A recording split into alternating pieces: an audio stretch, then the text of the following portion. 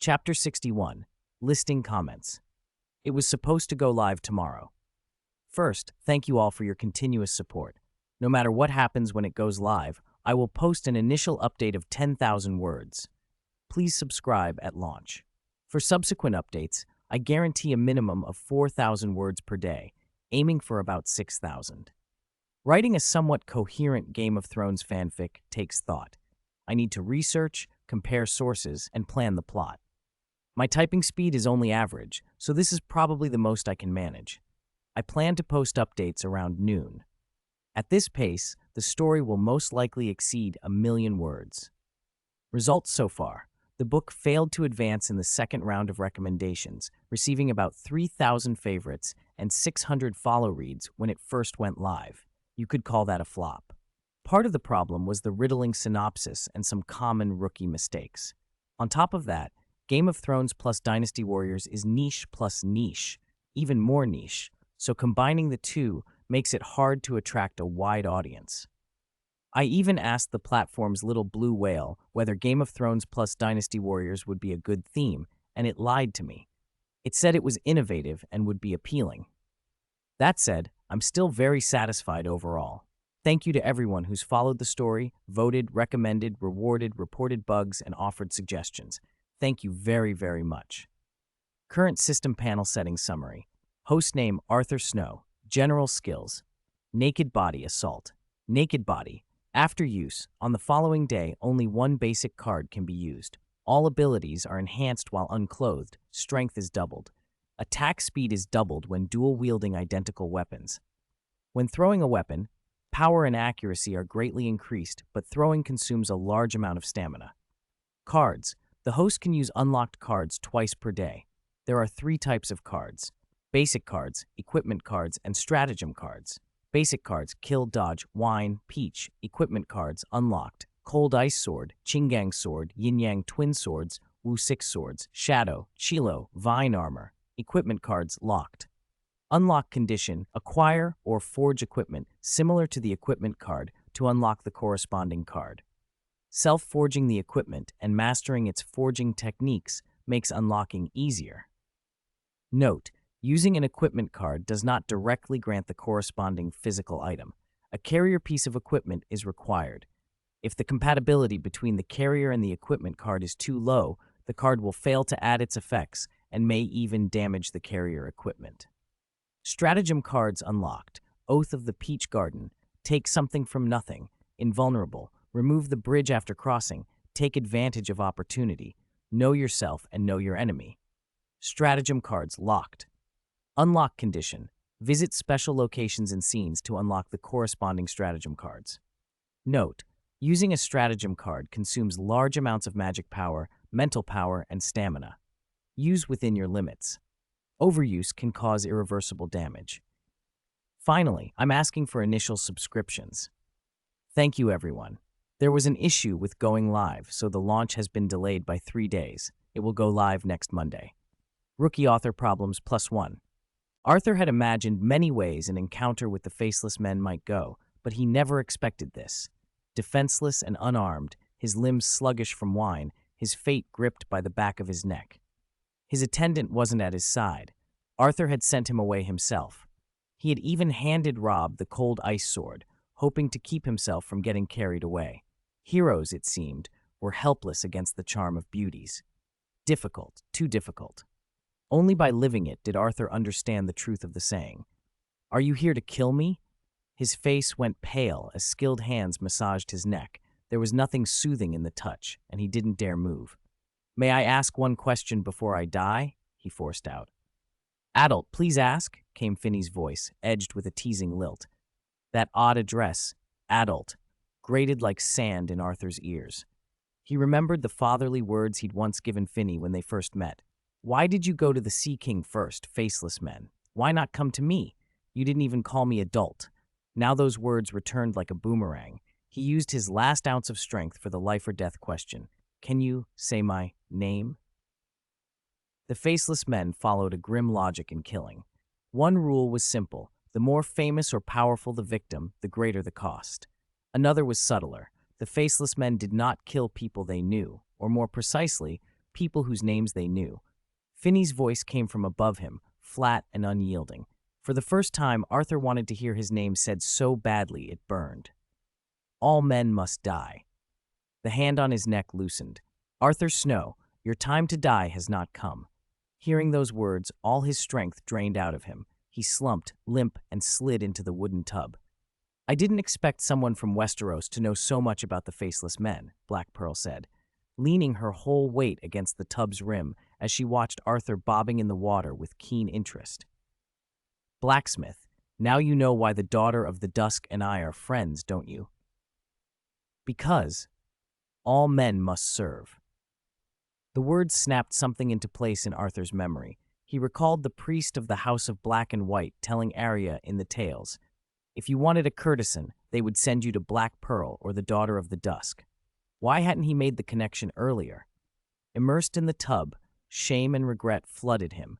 He had let alcohol dull his mind and beauty blind his senses, abandoning his guard entirely.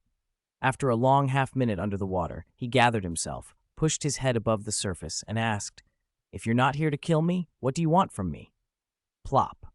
An iron coin clinked into the bath and splashed cold water into his face. Finney said, plainly, you are to stop forging weapons like that Valyrian steel dagger that can change shape. This is your compensation. Compensation? Valyrian steel dagger? It suddenly made sense why the House of Black and White had shown no interest in that dagger before. With the house backing Black Pearl, everything fell into place. But how had they known he'd sell the dagger to Black Pearl? Arthur fished the iron coin out of the milky bathwater and, baffled, asked, what is this coin for? A form of identification, Finney answered. As compensation for forbidding you to forge shape-shifting daggers, the House of Black and White will refuse any contract to assassinate you. Arthur had wanted to snap. Do I have to thank you for not killing me? The thought died in his throat. Given his circumstances, silence was safer. Finney, as if reading his mind, added, you are young, but recently several parties have come to the House of Black and White, seeking the thousand-faced god's gift for you. The house refused them all. Arthur, half in gratitude, half in resignation, said, all men must serve. Threatened or not, at least his life had been spared, and the price seemed small. Are we considered allies now? His mind sharpened. He showed the iron coin and cautiously asked Finney, no offense meant, but may I touch your face? I'm curious. After you dress, he added hurriedly, lest it be misread. Why dress? Black Pearl's voice purred from the rim of the tub. Isn't this the perfect moment? Finney neither accepted nor refused. She simply rose and left without a word.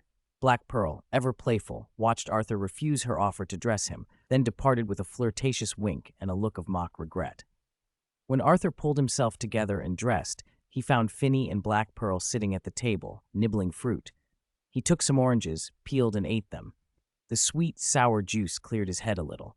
Finney bit into a pear and told him, I must return to the House of Black and White. I cannot stay long. That declaration had an edge to it, as if she were signaling finality. Arthur, instead of rushing, asked the question that had been gnawing at him. Was Finney dead when we first met? Yes. The faceless man wearing Finney's face said plainly. When we first met, I lied. The thousand-faced god granted Finney a gift. She offered herself and her fortune as a response. The thousand-faced god accepted the commission and gave the Lord of Pebble Island a gift. Arthur frowned. But the Lord of Pebble Island was killed by Zahn. The faceless men make their kills look like accidents, Finney replied.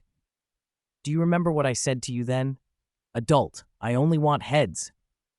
That is very much your style, Arthur said, half amused, half bewildered. He asked another question that had bothered him. How did you know I would sell the dagger to Black Pearl and not to someone else? You left the dagger in the auction house for so long without selling it, clearly not for wealth. Black Pearl smiled, her purple eyes bright and dangerous. We gathered intelligence that you were thinking of leaving Braavos, so it couldn't be for power. If it's not for wealth or power in Braavos, it must be for fame or beauty. To be honest, she continued, working with you has been very pleasant. You have been a large part of the reputation I enjoy in Braavos today. Arthur glared at her. This wicked woman who could read him so thoroughly. If you knew all that, Why play that scene in the bath? Have you forgotten? The first time we met, you played a trick on me by publicly announcing that I gave your blacksmith shop such a tasteless name. Black Pearl's amusement was obvious. Arthur felt a chill. He seldom used the word terrifying for a person, but he thought of it now. Petty, vengeful, tantalizing, terrifying. He resolved to keep his distance from her henceforth. Black Pearl, seeing his stunned expression, chuckled. Actually, that was secondary. The real fun was watching your reaction in the bath. It was far better than that Uthero unveils the cloak performance I watched this morning. Finney was blunt. You don't respect the faceless men. Even now you refuse to call me adult. Arthur had no words. His successes in Bravos had swelled his pride and, in turn, left him vulnerable to manipulation. Losing face now felt like a necessary wake-up call. Black Pearl padded up behind him and, through his clothes, kneaded his shoulders with a casual intimacy. Blacksmith, how about I prepare an unforgettable surprise for you? She murmured. Arthur breathed out.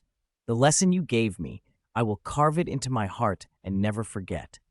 He shrugged her hand off and forced a smile. I wouldn't dare trouble you again. Thanks to your own great fortune, I now have absolutely no other thoughts about Bravosi courtesans, he added, and left Black Pearl's teasing behind. He crossed the room to Finney, who had given a small nod of consent, and reached out. When his fingers touched Finney's face, the surface felt cool, otherwise normal. Without hesitation, he used the Bag of Tricks card. Take advantage of opportunity. The card's effect, magic theft against a magical target, granting the right to use their magic once, required physical contact. The familiar wash of weakness hit him instantly. Fortunately, long practice with magic had given Arthur some stamina. He had prepared for the backlash. The card left him paler than before, but otherwise outwardly unchanged. Finney, close enough to notice, looked up sharply. What's wrong with you? Nothing. Arthur forced himself to stay awake as his head grew heavy and his eyelids threatened to close. I've had a long day. I'm probably tired. Thank you for satisfying my curiosity about the faceless men. I'll go back to my room to rest now. Chapter 63. Black Pearl. A veteran actor. Although Arthur had been duped by the Black Pearl, an experience that left him deeply embarrassed, it had unexpectedly given him access to the faceless men's methods. Still, the realization that his life could be manipulated so completely and without his resistance angered him.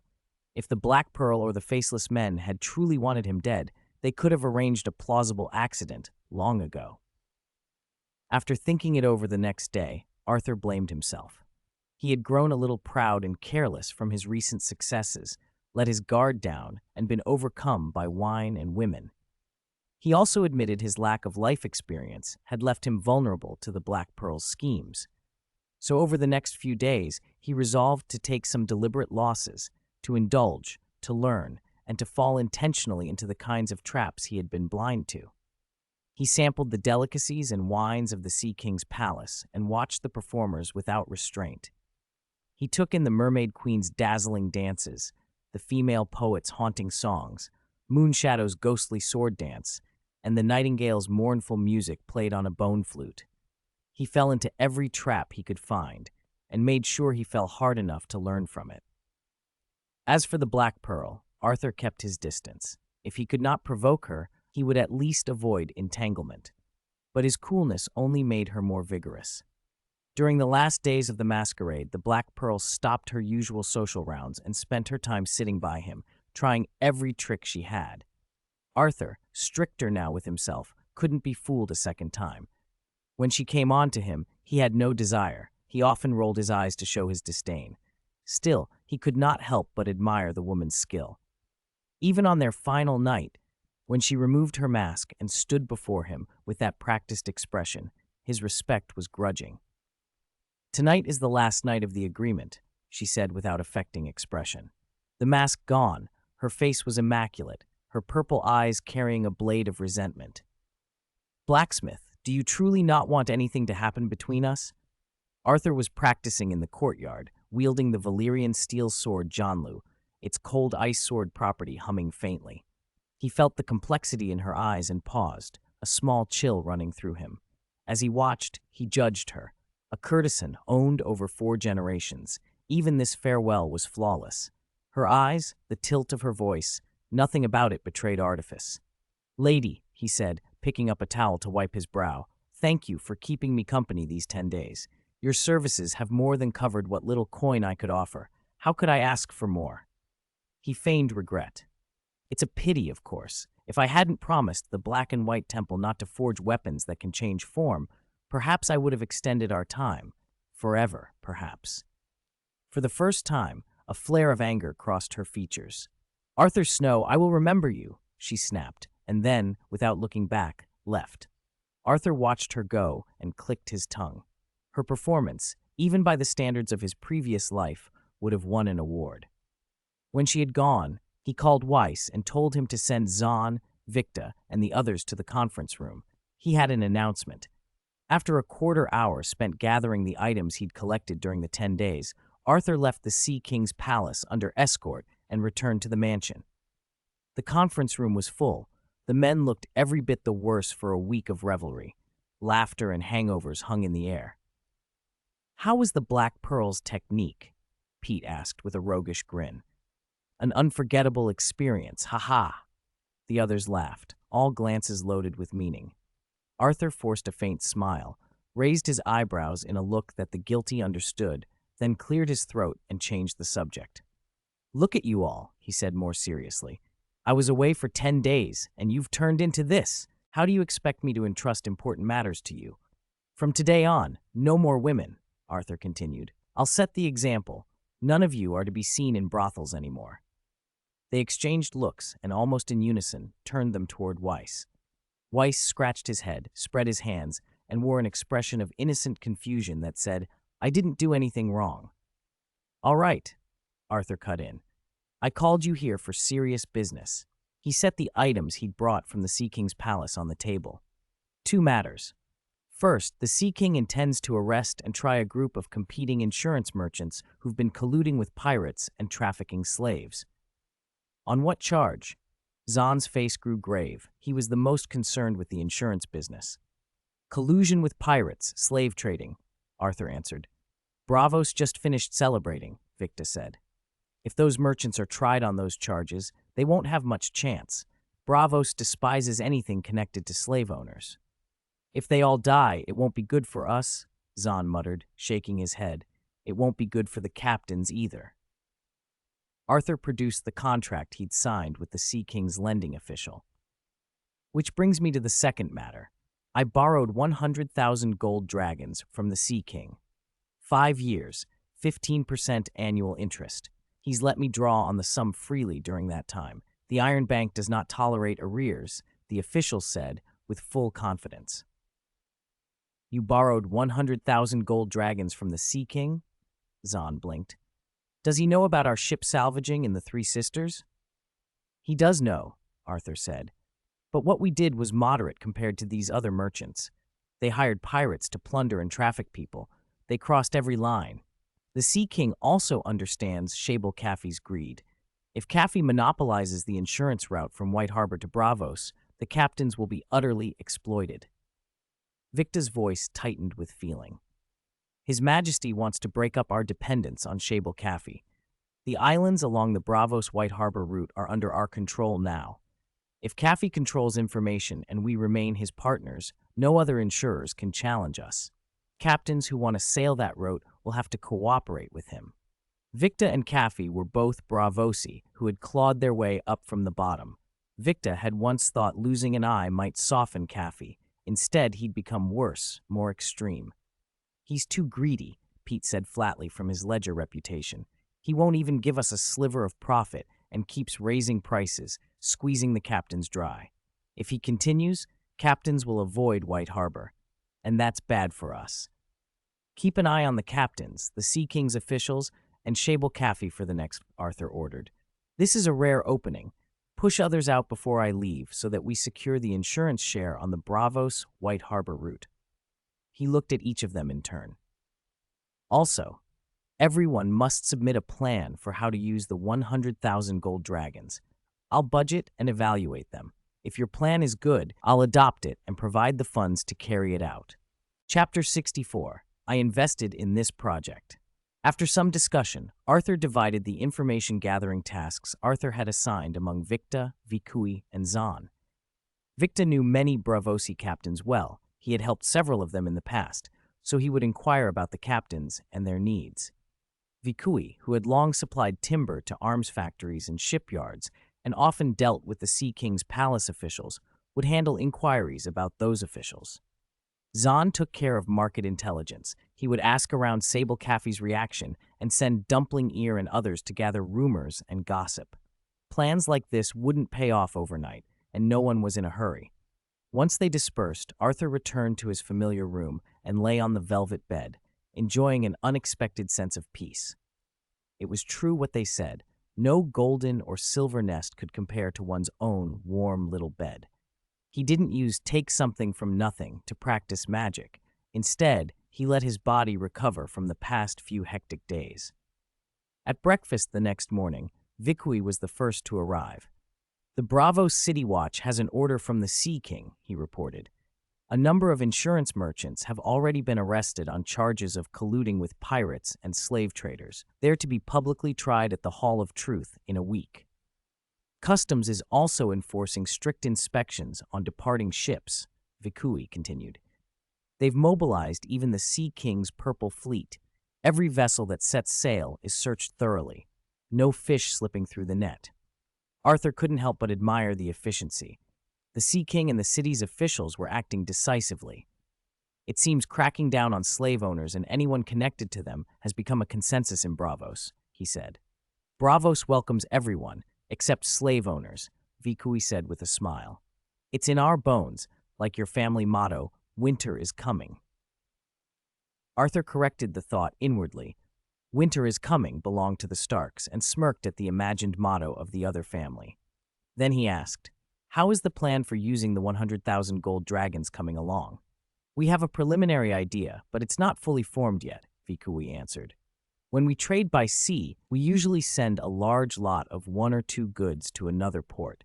We can't stay long in a port, so we often have to drop prices to sell quickly, or sell everything at a discount to a big buyer. That's a lot of lost profit."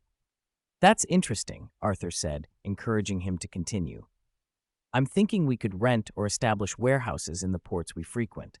Instead of rushing to sell when our ship docks, we could store the goods and wait until prices are right." Arthur realized Vikui's idea was essentially stock trading: buy low, sell high, build positions, close positions. He had seen the same logic in his previous life. He patted Vikui on the shoulder. "Good idea. Go back and refine the details. When you're ready, the warehouse in Bravos will be yours to manage." Vikui left buzzing with excitement. Arthur mulled the idea over and decided the warehouses could also be used to buy goods when prices dipped.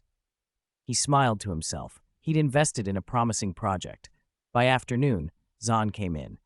"The streets and taverns are full of people denouncing those insurance merchants," he said. "Everyone, children, women, elders, priests, are talking about it. A crowd plans to gather at the Sea King's palace tomorrow to demand harsh punishment." "Those insurance merchants are done," Arthur said. "It's clear now. Only our old acquaintance Sable Caffey remains." Arthur had worried someone might protect the merchants, but Bravos' leadership had moved decisively. He stretched and gave an instruction. "Invite the captains who frequently call at or are interested in White Harbor to come here in 3 days. I'll offer them an insurance contract that's fair to everyone." Zahn's face clouded. "They won't trust us. Our reputation among the captains is poor." "Poor?" Arthur grinned. "It's worse than poor. To those Bravosi captains, we're strangers from the Sunset Kingdom, and they think we're the sort who light beacons at night to lure ships onto rocks. They avoid us, pretend not to see us if they can." Zahn coughed and admitted, "You can always see the essence of things." "And our competitor?" Arthur tapped one of the sandalwood boxes on his table. He had 3. "Sable Caffey is greedy, but he's been doing business here for 30 years, and on the surface hasn't broken contracts. These captains are Bravosi. They know each other's roots. Who would they trust? He will be the obvious choice." "So what do we do?" Zahn asked. Arthur's fingers worried the 3 boxes. "The things inside these boxes can turn the situation. Open 1 or 2 of them, and those captains will listen." Zahn breathed out with relief. In his experience, when adult Arthur declared something, it was usually right. He didn't ask what was in the boxes and moved on to another topic. About the 100,000 gold dragons, he said, rubbing the chair's armrest with his webbed hand. I want to use part of it to expand our intelligence channels in Bravos. Arthur leaned forward. Specifically, I want to open or buy a brothel, Zahn said, suddenly frank. Find courtesans willing to cooperate and build contacts and sources. Arthur sat up. He'd been burned in this area before, but the method had precedent. Littlefinger's rise in King's Landing had relied on similar networks. Do you have a target? There's a brothel I often visit. It's connected to the courtesan known as the Mermaid Queen. Zahn brightened. I convinced a new mermaid to help, and she told me she and her sisters have been collecting intelligence. Some of what she said surprised me. A new mermaid? Arthur asked. I thought the Mermaid Queen only had 4 mermaids. Zahn's expression softened with pity. She said one mermaid had drowned. She didn't want to, so she begged me to help her. Arthur felt a chill at the thought. The noble tastes in King's Landing had been strange. Apparently Bravos had its own dark corners. He forced himself calm. It's worth considering, but it's not urgent. For now, feed her some unimportant tidbits she can pass along so she proves her value to the Queen. You'll be thanked on her behalf, Zahn said, grateful. Don't thank me, Arthur waved him off. Just be careful not to be deceived. Arthur trusted Zahn. He frequented pleasure houses and knew how to handle such matters. If he weren't confident, Arthur would have considered forging a cold ice sword as protection, but his tests had shown that the cold ice sword wasn't effective in this kind of situation. Chapter 65, Standardized Production, Blacksmith Shop, thump, thump, thump. Master, my plan is ready. Arthur, roused from sleep by someone knocking on his door, pushed the curtain aside and found Dwarf Weiss standing there. After dressing, he blinked at the dim morning light and rubbed his eyes. Where have you been for the last 2 days? I didn't see any trace of you. I've been working on the plan for the 100,000 gold dragons like you ordered. Weiss held up a sheet of paper, an uncharacteristic gleam of triumph on his usually expressionless face. Could it be that I'm not fully awake yet? Arthur grinned and sat up straighter.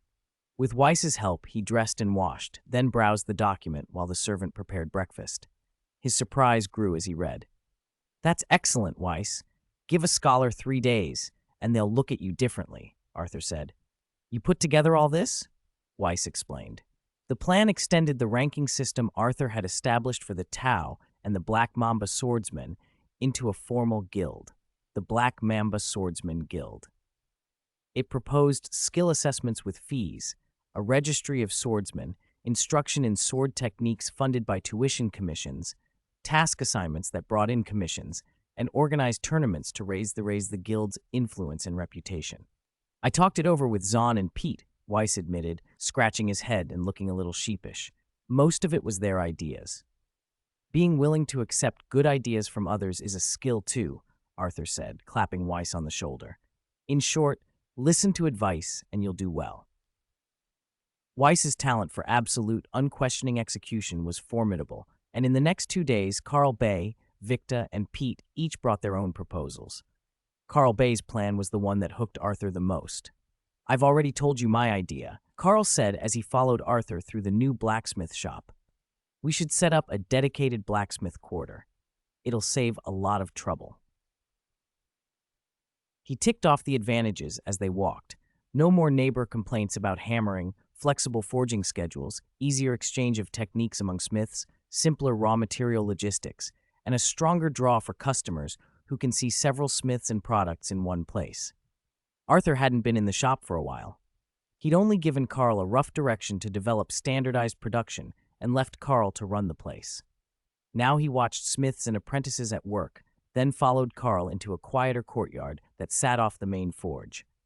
2 rows of shelves lined the space, displaying a complete range of items: slender black mamba swords, ornate captain swords, apprentice captain swords, chainmail, helmets, various protective gear, iron tools, farm implements, and even small things like horseshoes, spurs, and nails, neatly sorted and labeled.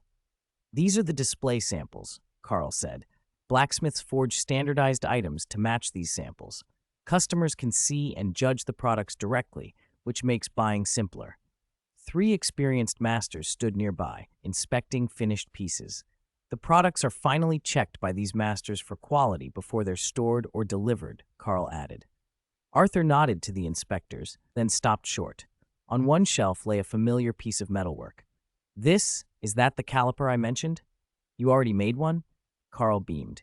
It's not complicated, but it's very useful. It lets us measure more accurately, which helps a great deal. Beside the caliper were other measuring tools, soft tape measures, iron rulers with etched scales, compasses, and measuring cups of various sizes. You wanted standardized forging and unified weights and measures, Carl said. These are indispensable. Arthur ran his hand over the tools, impressed. I didn't expect you to actually make all of these. Not just these, Carl said, leading Arthur to a side room. Inside, a pale-faced boy sat hunched over parchment, drawing with a ruler and careful hand. Sheets covered the table, 3-view drawings of armor pieces, annotated with dimensions and a step-by-step manufacturing flowchart. Arthur felt a faint ping of recognition from long dormant memories. You made technical drawings with dimensions and manufacturing steps? Carl looked at the pages with pride. Standardized forging. We can train apprentices using these drawings. Arthur's smile faded a little as Carl continued. Most apprentices are illiterate, though, so the drawings aren't easy to use in practice yet. You've done very well, Arthur said, genuinely pleased. If Carl could pull this together on the ground, Arthur thought, he'd suspect even the Summer Islanders had similar systems in place. This was advanced for a simple provincial shop. Carl handed over a more formal proposal, complete with budget estimates. So, what do you think about creating the blacksmith quarter? I'll combine this with the other plans I'm collecting, Arthur said, flipping through the pages. Location, still where raw materials are easy to get, and there's a river, right? Yes, Carl replied. He wanted a river because he planned to build a trip hammer driven by a water wheel. A simple cam lift would raise the hammer and let it fall at a steady rhythm, much like a water-powered stamping hammer. If it worked as Carl described, it would save manpower and shorten forging time considerably.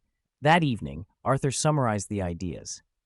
Beyond standard iron goods, the blacksmith quarter could expand into making small metalware, jewelry, knives, forks, cups from silver and gold, and support other trades, carpenters, stonemasons, leatherworkers, and shipwrights under the same concentrated, standardized production model. As for where to start, Arthur had a place in mind, Starfall City, the Dane family seat he was preparing to visit. Starfall lay on an island west of the Red Mountains, on the coast of Dorne and the Summer Sea, where the Torrent River emptied into the sea. He wasn't certain about the mountain's mineral wealth, but rumors spoke of a silver mine in the Red Mountains. The region's proximity to the Reach suggested ample timber from deep forests and old-growth stands, the raw materials Carl's plan would need. Chapter 66. See who is tougher. Victa's plan was the same as Carl Bay's, an idea Arthur had heard from him long ago: buy ships to expand the fleet and open new trade routes. Victa's third son, Viction, had spent a year surveying the route from Bravos to Pentos, had drawn a sea chart, and had just returned. Arthur had seen the chart. It detailed currents, wind patterns, climate, and hazards between the two ports. At sea, currents and wind mattered more than anything. Sailing with the wind could be more than twice as fast as beating against it. Ships unfamiliar with local conditions capsized, struck reefs, or ran aground all the time. This is an amber sweet wine from Pentos. The locals are very fond of it, Victa said, pointing to the amber bottle on the table. Besides wine, Pentos trades cheese, spices, keel, and gems. Occasionally saffron or chilies from afar show up in the market. Arthur tasted the wine, found it cloyingly sweet, and set his cup down. Charting routes and expanding knowledge is slow work, built up bit by bit, he said. But expanding the fleet doesn't have to mean buying ships. Before Victa could answer, Arthur asked the question he'd been holding back. What about those Bravosi captains we invited? Victa answered, once the news spread, reactions were mixed. Mostly they're taking a wait-and-see approach. Many have stopped buying insurance and postponed their sales. He hesitated, then added, Shable Caffey's people sent word. He accepted and will come tomorrow. Arthur raised an eyebrow. Shable Caffey actually accepted. Since the dog's head incident, Caffey had kept to his house, letting servants and his steward handle business. He even refused the Sea King's invitation, claiming illness. Arthur couldn't help a small smile. Shable Caffey, then. With the main players gathered, tomorrow we'll see how things turn out. After going over the fleet development and warehouse plans with Zahn, Victa, and Vikui, and confirming the arrangements for the next day, the three men dispersed to make preparations. Arthur went to see account book Pete. Pete was the only one who hadn't yet offered a plan. He looked haggard, thin cheeks, faded hair, but his papers were neatly arranged. As Arthur's affairs had grown, Pete's workload had increased. Bravosi's script and the common tongue were different things entirely. Pete poured out his complaints the moment Arthur sat. In Bravos, they'd rather draw a sword than sit down to count coins, check accounts, or learn to write, he said. And anyone who can read both Bravosi and the common tongue is rare. Those that can have already been snapped up by the customs or the Iron Bank. The old guard's ways are set in stone. He rifled through his desk until he gave up searching and spoke his plan aloud. If we can, we should recruit orphans or widows' children, kids of sailors and oarsmen in the fleet. Give them a crust of black bread and a bowl of thin porridge, and they'll be eager to learn. I was an orphan in Flea Bottom myself. I learned to read and write from monks, then by chance became a sailor and learned the Bravosi script.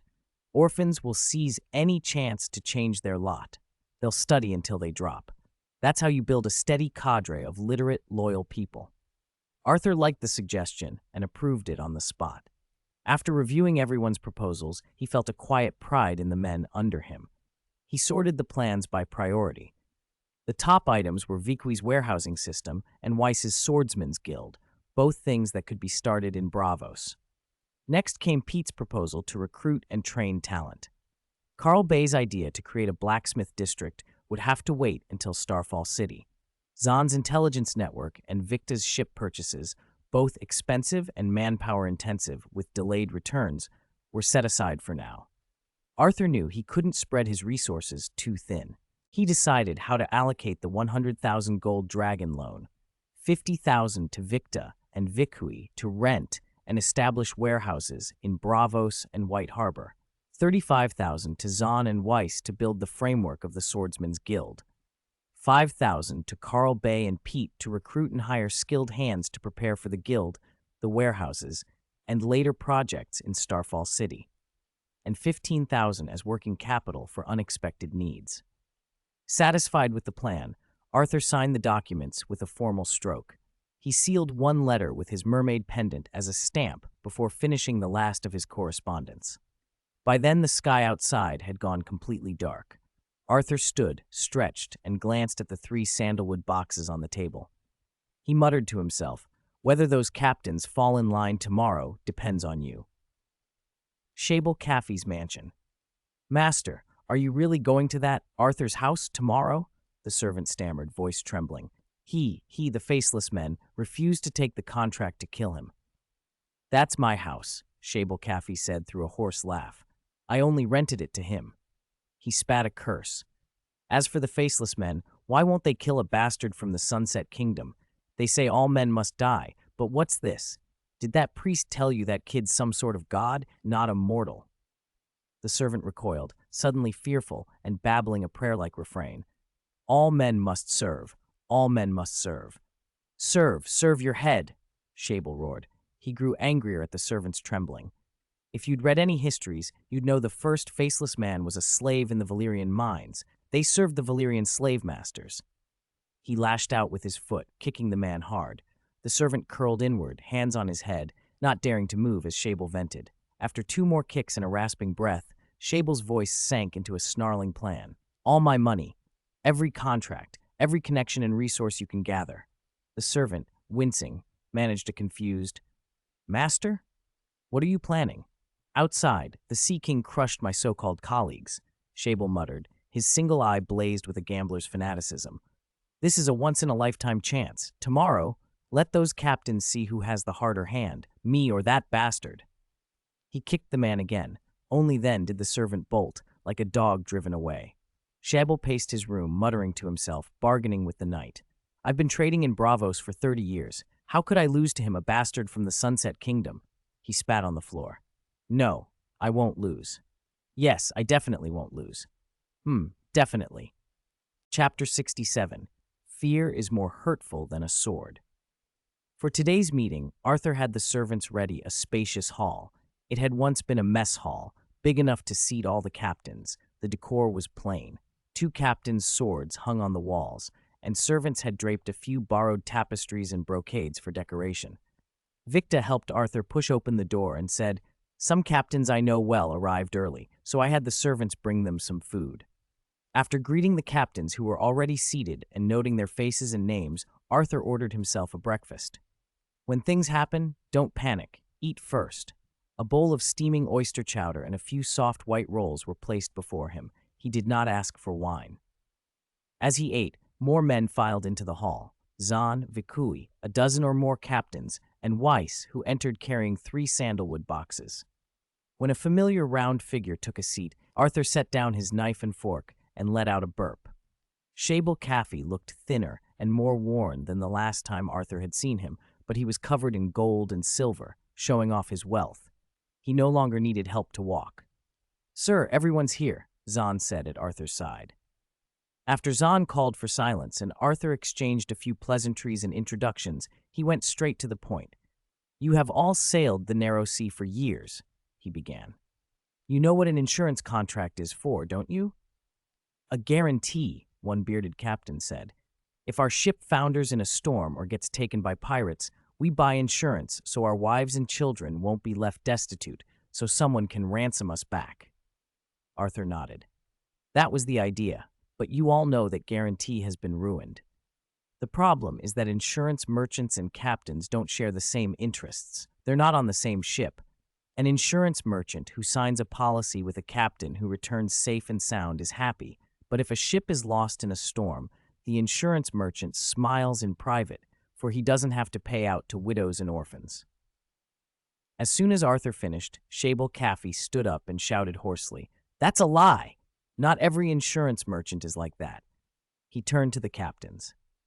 "I've done business in Bravos for 30 years and have never refused a payout. Ask anyone here." "True, he's a bit dear, but Shable Caffey has never refused a claim," a captain agreed. "But Arthur's right," another voice said. "Didn't the Sea King capture a number of insurance merchants? Some of them colluded with pirates, plundering merchant ships and selling the crew as slaves. We buy insurance to share risk, but it's become a way to increase risk. That's putting the cart before the horse." The captains began arguing, some defending Shable, some complaining, and some staying silent. Encouraged by the supportive murmurs, Shable straightened and fixed Arthur with a stare. 30 years of reputation in Bravos was his capital. Arthur cut to it. "Paying out is one thing, but do they pay the full amount?" "When we first met," he continued, "you told me the industry's unwritten rule. Insurance merchants only pay half the value of a lost ship and cargo, and only if the captain comes back alive." "Half!" Shable protested weakly. "Half is enough for the lost captains or their families so they don't starve. That's a poor excuse that hides the truth, that they don't honor their contracts." Arthur spoke plainly. "With contracts signed with me, there will be no unwritten rules. What is written on the contract is what you will get." Shable hurried to reassure them. "I can guarantee future contracts will be paid in full." "Thank you for your promises," a bald captain said.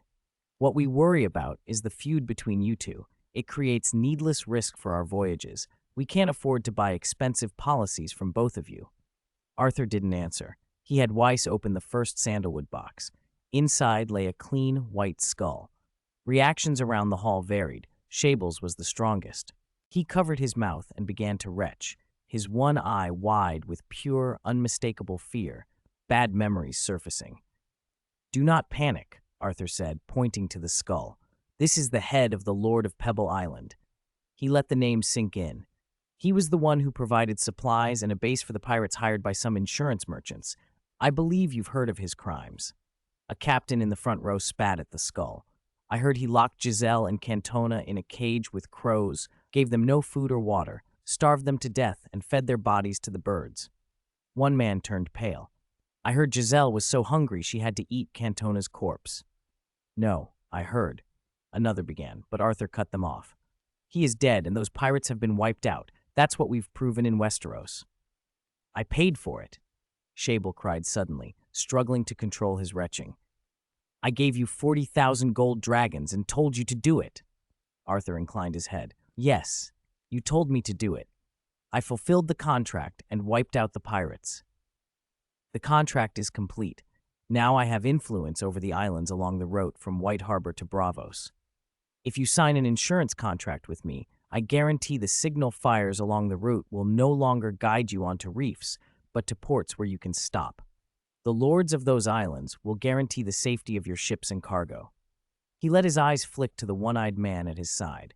If I could wipe out those pirates once, I can do it again. Several captains shifted uneasily. He's a man from the Sunset Kingdom. He's untrustworthy, Shable shouted, undeterred. And what about storms? He doesn't have the money to pay out. Look at this humble hall. He rents it. A few captains glanced at Shable's rich clothes and the hall's meager decoration and hesitated. The bald captain spoke again. Shable's right. Why should we trust you? Your reputation among us isn't solid. Arthur motioned to Weiss and had him open the second box. Inside lay a contract, the loan agreement Arthur had signed with the Iron Bank specialist sent by the Sea King, a 5-year loan for 100,000 gold dragons. 100,000 gold dragons was an enormous sum. For reference, in Westeros terms, 1 gold dragon is roughly the equivalent of 50 silver stags, and 1 silver stag about 50 copper stars. A soft white roll costs a few copper stars. Arthur's purpose in borrowing from the Sea King had been twofold: the money itself and the seal of the Sea King behind the credit. The contract bore the Sea King's mark. What surprised him was how readily the Sea King had stood behind him, allowing Arthur free use of the funds. Although Arthur already had plans for that money, he wasn't about to hide it. It would do his reputation good. The bald captain took the document, examined it carefully, and addressed the hall. This 5-year, 100,000 gold dragon loan is real. It carries the Sea King's seal. Shable Caffey's face drained to milk white, his single eye clouded with dread. Impossible, he muttered. He knew the Sea King's sway among Braavos captains. Every Braavos captain coming off a voyage brought the Sea King gifts from across the world. The Purple Port, ground zero of Braavos power, was only open to captains favored by the Sea King. Let's talk about the amount and terms of the insurance. Many captains made their choice immediately. Seeing Shable's collapse into gloom, the others decided too. If your price is too high, we'll simply avoid White Harbor. I guarantee the new contracts, whether for captains or merchants, will be fair, Arthur said. Choose 2 representatives to come back tomorrow. I've invited officials and judges the Sea King designated to draft a proposal everyone can accept. The captains exchanged looks and murmured. A proposal? What's he up to? With the Sea King's officials and judges present, there shouldn't be any problem, someone answered. Who will be the representatives? I'll go. Let's move on. We'll discuss it at the Green Eel Inn. Charcoal grilled eel and ale is the best. They broke into groups and left. The great hall emptied, leaving Arthur and Shable Caffey alone. Shable's voice was a dry rasp. May I see what's in your last box? As you wish. Arthur opened the third box slowly. He pinched out an iron coin with his thumb and forefinger. He mimicked the neutral, teasing way Finny had looked at him the last time, and he said in her tone, "All men must die." Horror and a dawning understanding swept Shable's face. Then he knew why the head of Pebble Island had appeared on his bed without a sound, and why the Faceless Men never took contracts to kill bastards, because the Faceless Men might be behind them, or because Arthur might speak for them. The realization shook him to the bone. All men must serve, he whispered, voice breaking. I promise I will never be your enemy. Never. Never again. Is that all? Arthur asked. I will leave Braavos. I'll sell all my property there to you at a low price, Shable stammered. Arthur slid the iron coin, given to him by Finny, back into his pocket and thought quietly, fear hurts more than a blade. Chapter 68. Unify the insurance industry. Seeking first order. The insurance broker who had been colluding with pirates was led to the gallows and left a faceless corpse behind. After selling his mansions and shops in Braavos, Shable Caffey boarded a ship and left the city he had not departed in 30 years. The year-long struggle over the insurance market on the Braavos White Harbor trade route had finally ended. Arthur flipped through the insurance contracts, each bearing a Braavosi captain's name and the very different terms they now contained. He sighed. "This fight started with me, and it ends with me," he murmured. The old contracts had been little more than wagers. The new agreements Arthur had negotiated with the captains were something else entirely. The day before, he had met with the Sea King's judge and official appointee and representatives of the captains, and together they drafted a consensus. That draft was the decisive blow, the final, most important piece of the puzzle. The consensus had 5 points. First, premiums and compensation were regulated. Premiums could be no more than 30% of the good's maximum declared value. If a ship was lost, the underwriter would compensate at an agreed proportion and could not offer arbitrary discounts. Partial compensation was required, suggested between 70% and 90%. Second, new exemption clauses were added. The policy would not cover deliberate destruction by the owner, crew mutiny, war, and the like. Ship owners were also required to meet seaworthiness obligations, such as carrying adequate arms to resist pirates. Third, all insurance contracts had to be notarized and recorded by Braavos customs officials. Contracts had to be signed before a notary and include detailed records, the ship's condition, the cargo manifest, the route, as the basis for any future claim. Fourth, the subject and scope of insurance had to be clarified. The insured object, ship, cargo, or freight, and the covered risks had to be specified, either all marine risks or a list of particular risks such as reefs, piracy, or storms. Fifth, disputes would be finally adjudicated by the Sea King of Braavos or a judge appointed by him. The draft was agreed in the morning, the corrupt insurer was hanged at noon, and by afternoon, Shable Caffey had sailed out of Braavos. The consensus solved the three parties' main pain points. Captains no longer feared excessive premiums, the Sea King tightened oversight of the insurance trade, and Arthur secured control of the insurance shares on the Braavos White Harbor route. He already controlled the islands along the way. The old merchants were dead or fled, and the newcomers could not compete. When the draft was finalized, the Sea King summoned Arthur personally. He thanked Arthur for his service to Braavos and amended the 100,000 gold dragon loan contract previously signed, cutting the annual interest from 15% to a symbolic 1%. That reduction saved Arthur 14,000 gold dragons in interest each year. Arthur thanked the Sea King, repeatedly awed by the man's wealth and generosity. In Westeros, a landed knight's annual income was only 50 to 200 gold dragons. "Master, we've inventoried the properties Shable Caffey sold us, including the mansion we're living in," Accountant Pete reported, flipping through the accounts with a broad grin.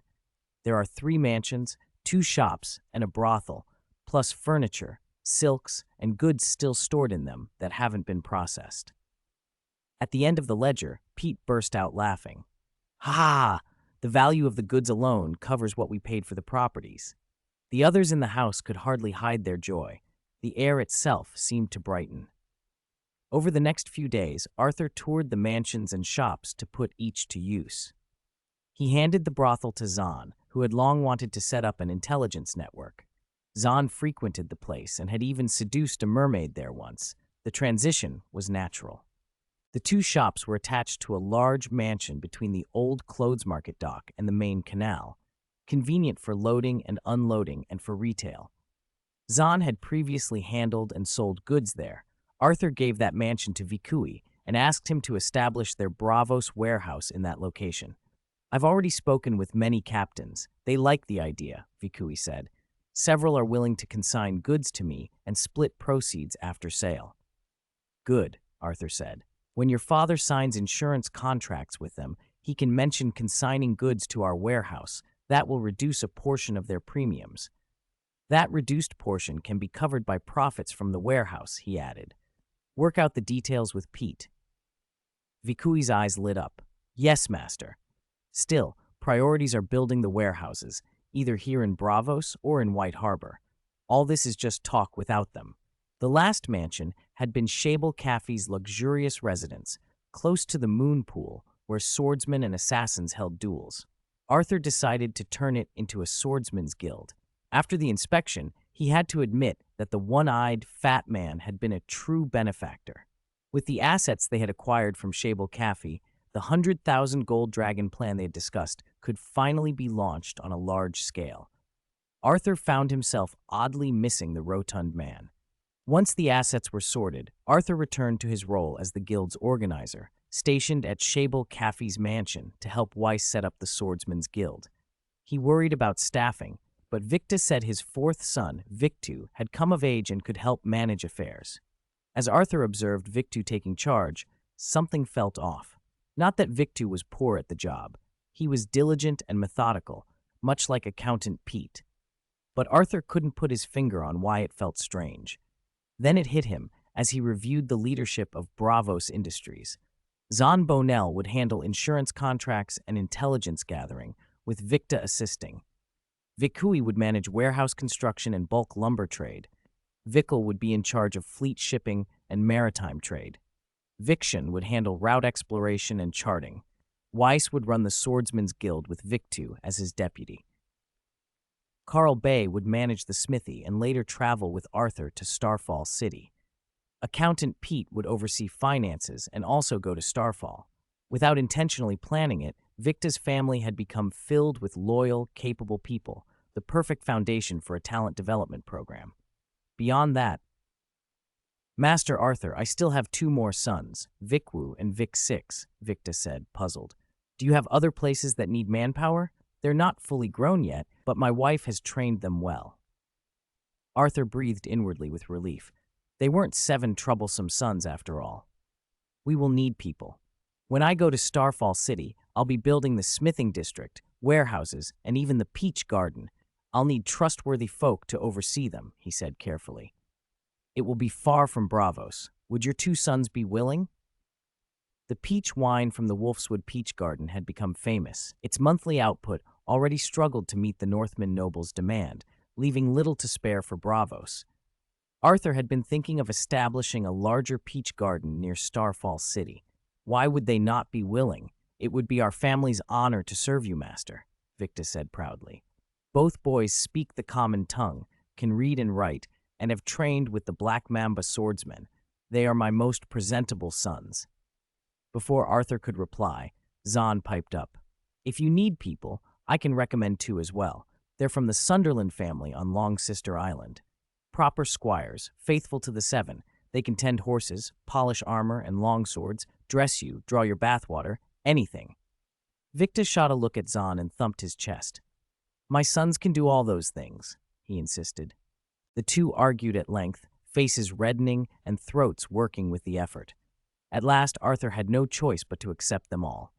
It took another 3 months for Arthur to settle all his affairs in Bravos. Pete and Carl Bay finished recruiting and handing over the staff for Starfall City. The man who took over Pete's management of Bravos' finances was the servant who had originally handled internal and external communications for Shable Caffey Locke. By his own account, he'd been an orphan abandoned in the House of the Red Hand and taken in by Sable. He was efficient, and Sable had nicknamed him Claws Locke after his favorite dog. The other servants, however, said only half of Locke's story was true. Yes, he was efficient, but his nickname had more to do with the loose, sagging skin and heavy jowls on his face than any canine resemblance. Most of them preferred to call him Lackey Locke.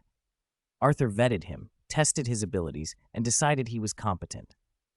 For loyalty, Locke swore he had seen the head of Claws and asked Arthur for a new name. Arthur thought for a moment and gave him Fangslock, a small joke at once kinder and sharper. Carl Bay handed the Black Mamba swordworks to a young smith named Ben. Ben had started as a furnace stoker at the Snow and Peach Forge, and in a remarkably short time had learned the complex process of making the Black Mamba blades. He was the only apprentice at Snow and Peach to rise so quickly to master status. At the old clothes market dock, Arthur stood on the deck of the Ice and Peach and watched people seeing them off. Porters loading goods, strangers craning their necks to look, friends waving. His personal effects were carried aboard by 4 attendants, though in truth only one man, Zach Stone, hefted a large chest by himself. Jimmy Sunderland led his horse, Juying, up the gangplank.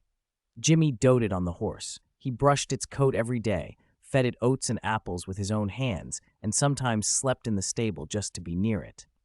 Vikwu and Vic Six were saying goodbye to their parents on the quay.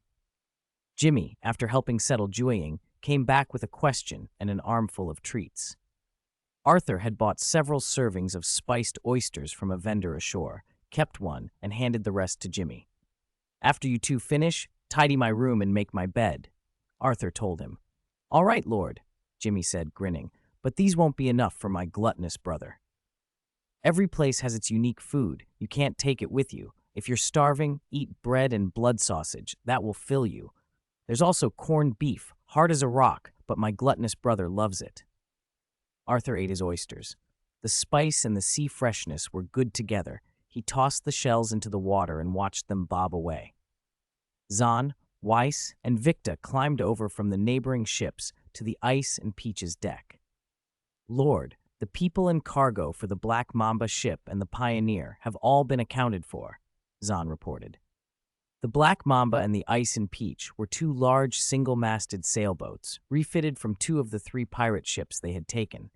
The Pioneer was a medium-sized three-oared vessel Fiction used for exploring routes, charting maps, and studying currents. Arthur clapped Zahn on the shoulder. "I'm leaving things in your hands here in Bravos." They exchanged words of encouragement and farewells until the wind rose and the three ships hoisted their sails. The harbor melted behind them. The archipelago vanished into fog, and only the Titan's fire-lit face remained above the mist.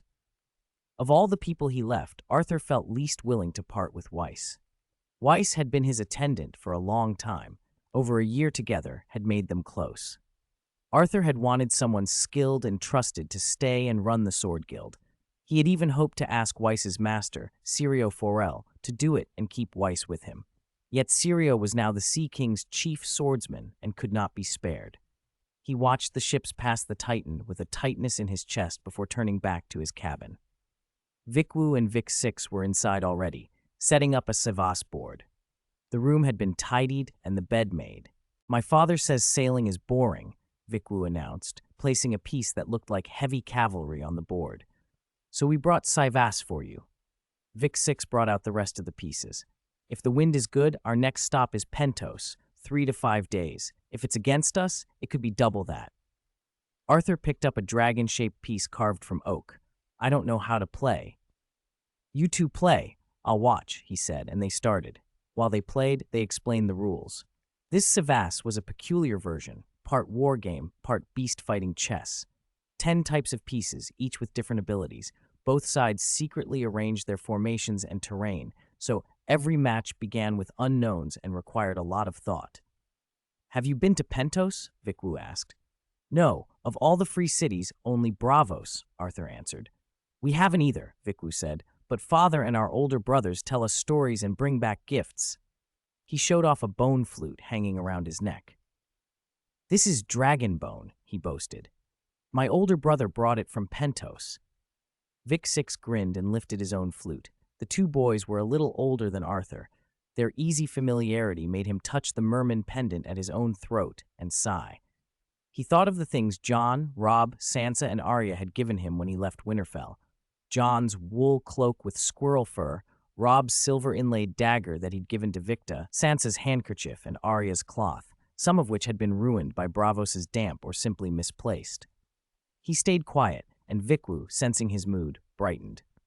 "Want to hear a curious Pentos custom?" Vikwu asked. Arthur raised an eyebrow. "Oh?" Vikwu and Vic Six exchanged conspiratorial looks and said together, "Sometimes the people of Pentos, they push their king upon the execution platform and slit his throat." Chapter 70. Happy Pentos. Arthur's ideas about Pentos had mostly come from the tales of Daenerys Targaryen in the old books and from what he'd heard of Illyrio Mopatis, the Magister of Pentos.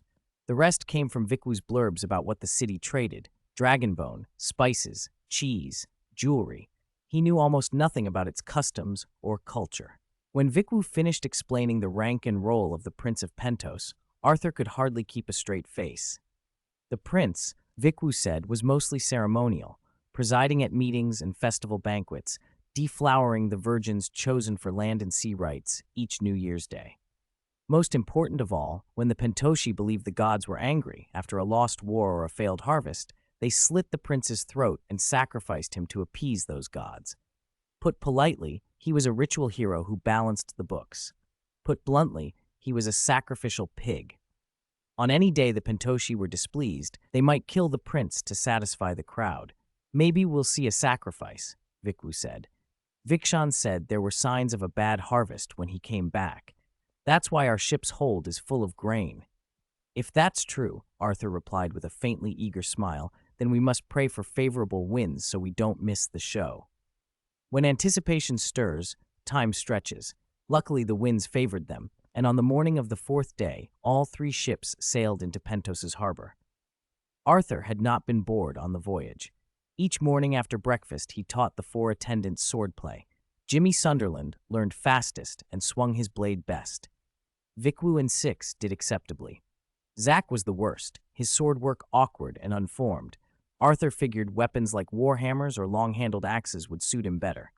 Even so, in the evenings, Arthur wrestled with Jimmy and Zack for sport.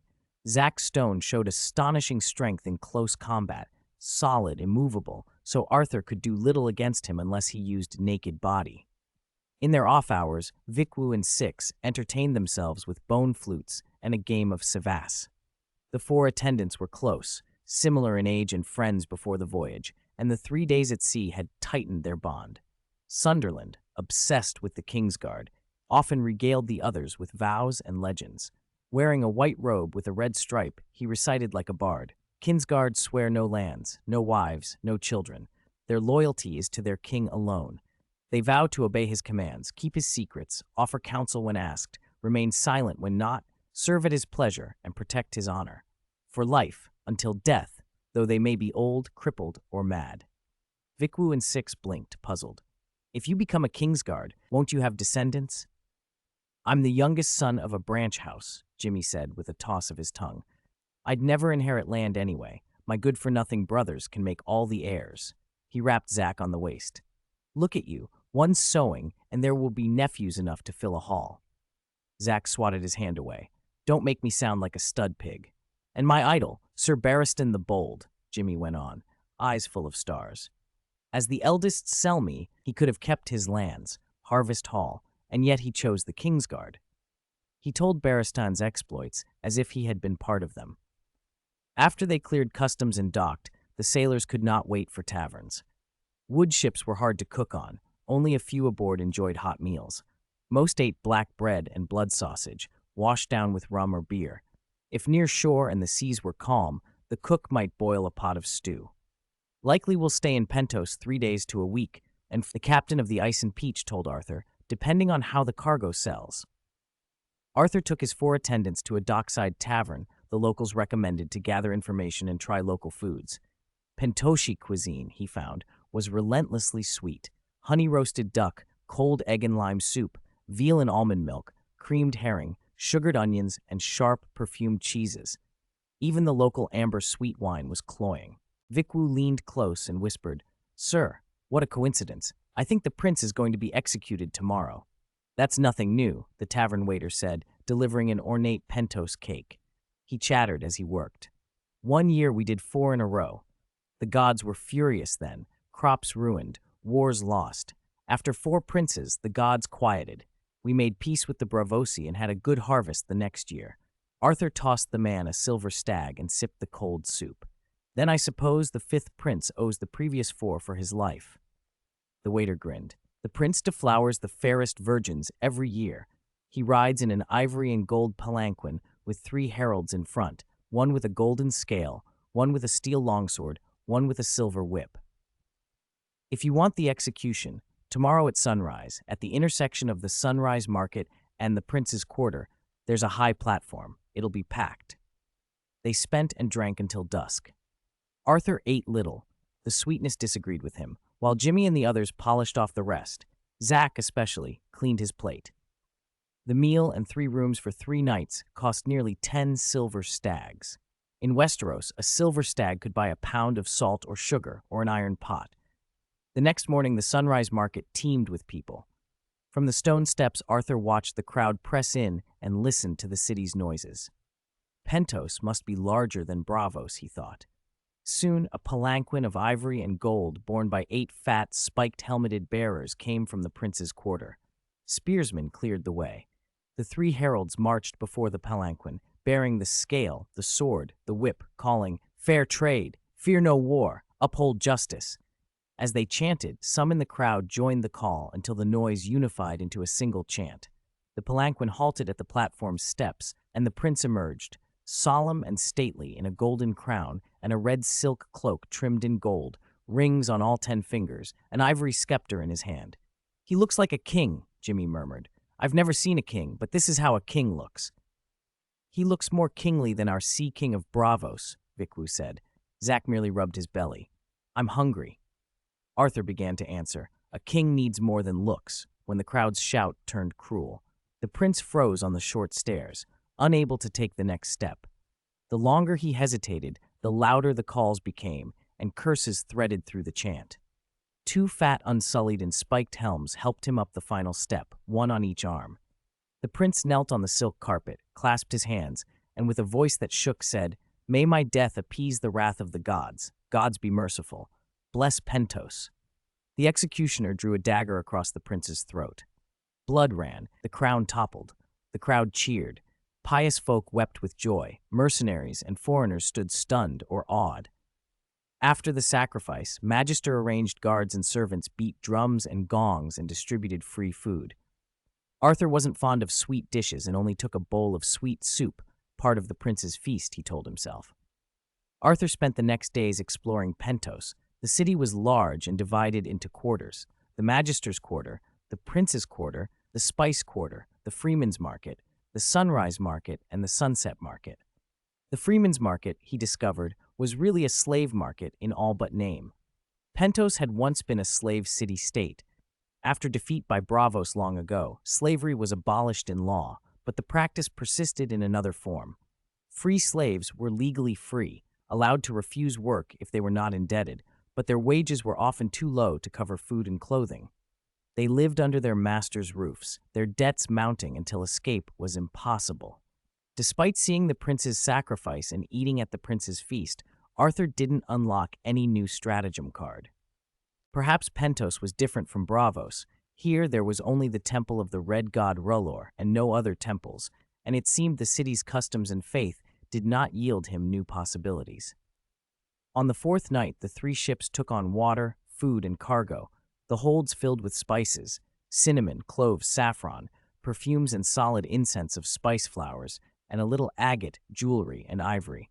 Vikshan had told Arthur that a small bag of foreign spices could fetch 5 to 10 silver stags in Westeros. Perfume bottles could command 20 stags or more from noble ladies.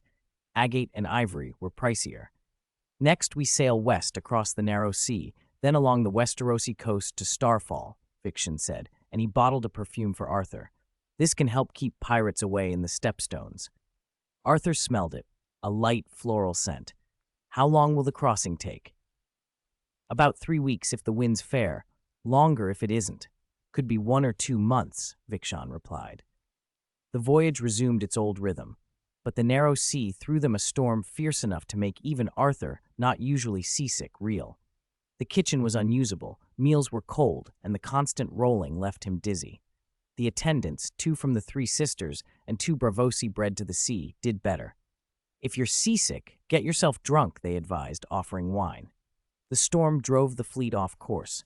When they finally cleared the storm, they found they had made landfall not where they'd intended, but at Tarth, in the Stormlands. Vikwu pointed at the deep blue water. "They say Tarth has sapphires, but my father says that's just the sea. The water there is the color of sapphires. There are no actual gems." Arthur cared little for sapphires. He was just glad the waves along Tarth's coast were gentler.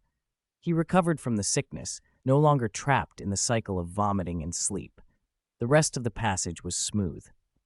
2 weeks later, the 3 ships threaded the pirate-ridden stepstones and entered the summer sea. As they drew nearer to Starfall, a shadow of unease settled over Arthur. Before leaving Bravos, he had learned that the current Lord of Starfall was his contemporary cousin Dane. an uncomfortable thought that made his homecoming feel less like a return and more like an appointment he had to face. Chapter 71, Bachelor of Starfall. In the gray morning light, Maester Oswell climbed slowly to the rookery above the castle at Starfall, a bucket of bloody meat in one hand. He fed the ravens every morning and checked for letters from other keeps. As he cut the meat and tossed it to the birds, waves of pain ran through his joints and his limbs felt weak. He had served this house long enough to see 2 generations of Starfall's lords come and go, long enough to hand down the babies of those 2 generations and then their children. He watched the ravens, full of vigor, flapping and fighting for scraps. "It seems I am truly old," Oswell muttered, sinking onto a chair and rubbing his aching hands after the feeding. "But I cannot be old yet. That child Eddard is still so young. He needs my counsel." Eddard was the nickname of the young Count Adric Dane, a name given in honor of Duke Eddard Stark, a name that had come about on Oswell's counsel to the previous Lord of Starfall. A raven alighted on his shoulder and cawed. Oswell fed the last of the meat from his board to the bird, took the letter it carried, and, seeing the snowflake sigil on the seal, did not open it in the rookery, but tucked it away and went straight for the main keep. "Master Oswell? You haven't had breakfast yet, I presume?" Illyria Dane greeted him when he entered. "Please, sit," she urged. "Today's breakfast is minced ham and fire-pepper fried seagull eggs, your favorite." Illyria Dane, aunt to the young Count Edric, bore a striking resemblance to her sister Ashara Dane. Her eyes, however, were a deep, almost violet blue, like those of her brother Arthur, the famed Dawn Sword. At present, the senior branch of House Dane consisted only of Illyria and the boy. Because Edric was so young, the day-to-day affairs of Starfall were handled largely by Illyria, Maester Oswell, and the old master-at-arms, Sir Cleeg Orris. "Thank you, miss," Oswell said as he took a seat. He handed the letter to Illyria. "This came this morning, sent by Arthur Snow." Illyria opened it and read. A smile creased her face before she finished. "He's already passed the stepstones.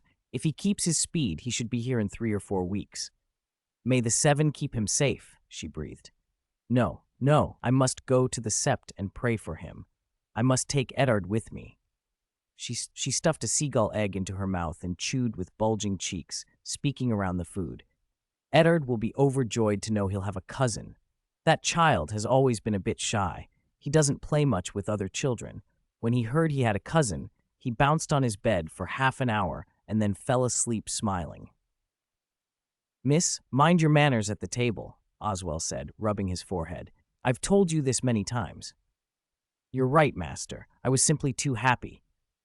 Illyria blinked, a little embarrassed, and rose to leave. "I promise I won't do it again." "Wait," Oswell said, growing serious. "I have counsel for you. You've doubtless heard the talk that runs through all of Westeros, that bastards are the product of lust and lies." Illyria rolled her eyes and cut him off. "And grow quicker than other children, with blood that'll carry them into depravity and treachery. You've been telling me that ever since we received word from Duke Eddard Stark of Winterfell over a year ago," she said. "I can recite it by heart now. Arthur is my sister's son. She was named for my brother. Dane blood runs in his veins. He will not harm me or Eddard." "Miss, Arthur Snow was born in Winterfell. I delivered him," Oswell said calmly but firmly. "I have no prejudice against the child, but we cannot pretend the world has none. 12 years have passed. Who knows what those prejudices and dangers have made of him? Until we see why he's come to Starfall, you must be wary." "All right, master. I understand. Please eat slowly. I'll be off." Illyria curtsied and was already moving to the door. "Excuse me. Miss, take Eddard to hear the small folks' petitions later," Oswell added. "You can call on Master-at-Arms Clegg, too. Between the 2 of you, anything can be resolved." Illyria's impatience showed as she hurried away. From the corridor came a soft murmur. "He says so much, but he clearly doesn't welcome Arthur." Despite his age, Oswell's hearing was sharp. He felt the fork in his hand grow heavy. "I cannot be old yet," he whispered to himself. "At least, let me see that child grow to a man." 10 years, he prayed under his breath. "May the gods be merciful and give me 10 more years." The small sept at Starfall was quiet. Before the statue representing the Smith of the Seven, several candles burned. The flickering light lent the carved face a softer sanctity. Two figures, one tall, one small, kneeling with closed eyes, and the septon ales sat nearby. When a loved one goes to sea, the family comes to the smith and lights a candle, praying that the ship's keel will hold and bring them home. After their prayer, a childish voice piped up. "Aunt, is Cousin Arthur really coming? It's been more than a year. I thought he'd never come." "He's coming soon," Illyria said. "He wrote that he's bringing you many gifts from the free cities. Didn't you read the letter?" The boy, Count Adric Dane, had pale blonde hair and wide, deep blue eyes that verged on violet. He blushed and fumbled with the hem of his sleeve. The words, "I couldn't read them all." His voice shrank to a whisper. "I don't really want gifts." His voice went even softer, like a mosquito's hum. I just want a brother." Illyria stroked his hair with affection. "You'll make wonderful brothers, you and Arthur, like my sister and me, or your father and uncle." "Then, should we prepare a gift for him?" The boy's eyes brightened with thought. "I wonder what my cousin would like." "Oh, I'd forgotten that," Illyria said, clapping her hands and blowing out two of the candles. "I'll ask Master Oswell later. He always has the best counsel." "Lady Illyria, the seven say bastardy is a sin, but the child is not to blame," Septon Ales offered as he relit the candles. "I've heard that people in the north worship the old gods. We might hold a baptism for Arthur Snow, bring him to the faith of the seven. If he takes the rites and proves himself in a vigil, he could be made a knight, perhaps even rise as high as the Kingsguard, like the old Dawn Sword, Sir Arthur Dane." "Becoming a knight, Kingsguard, from a bastard?" Illyria asked, surprised. "There are precedents," Alice said quickly. "Sir Massey Waters and Sir Mervyn Flowers both rose despite their births." "Monk, that's not my gift," Adric stammered, peeking from behind his aunt. "At least it wouldn't be my gift." Alice bowed slightly. "Forgive me, Lady Illyria. I meant only to offer counsel. I am a devout man." Illyria's eyes went cold. "If anyone greets Arthur with such a demand, telling him to change his faith the moment he arrives, then see if I don't slap him. Alice," she added in a different tone, sharper, "remember this, Arthur Snow is my sister's son, my nephew. He needs no one's imposition to make himself acceptable." Septon Ales' voice dried to a small, nervous murmur. "It was presumptuous of me, my lady." Illyria waved him off as if swatting a fly. "Go, Ales, for the sake of the seven, before I start thinking the sept needs a new priest." Chapter 72. The story of Starfall City legend said the first Dane had followed a falling star to a small island at the mouth of the Torrent River. There he found a magical meteorite and raised a castle, what is now Starfall City, and founded his kingdom. His descendants ruled the western Dornish hills under the title King of the Torrent River. Over time, the family's royal title faded as they cast off crowns and bent the knee to House Martell. Only the meteorite, called Dawn, remained, forged into a towering, milky white sword and passed down through the generations. Along with the blade went the mantle of the Dawn Sword. Every Dawn Sword was a peerless swordsman, and each upheld the virtues of courage, temperance, justice, and diligence. When no Dane possessed both the skill and the virtue to wield Dawn, the sword was placed in the high white sword tower of Starfall, waiting for a worthy hand. "Look, there's Starfall City!" Jimmy cried, wiping sweat from his brow in the scorching sun. He pointed excitedly at the white stone sword tower that dominated the island's skyline. "We're finally in Starfall." Every boy in the Seven Kingdoms who dreamed of knighthood wished to be born a Dane, for only then might he grasp Dawn and become a Dawn sword. The sailors, weary after their long voyage, saw land at last. They trimmed the sails and rowed hard. The three ships threaded between reefs and islets, fought the torrent's swift current, and entered Starfall Port on the island's south shore. The island stood like a stubborn rock in the river mouth, forcing the torrent to spill into the summer sea on either side. Between the island's southern flank and a smaller islet lay a sheltered, low-lying harbor where ships could take shelter. Starfall Port. "You can rest at the quay for a while," Arthur told the crew. "I'll go inform Miss Illyria." After Arthur showed the boarding guards the Dane family ring and declared his identity, the guard sent word onto Starfall City. Arthur asked the captain and first mate to distribute coin to the sailors and to the men they had hired in Bravos, so they could go ashore to eat and relax.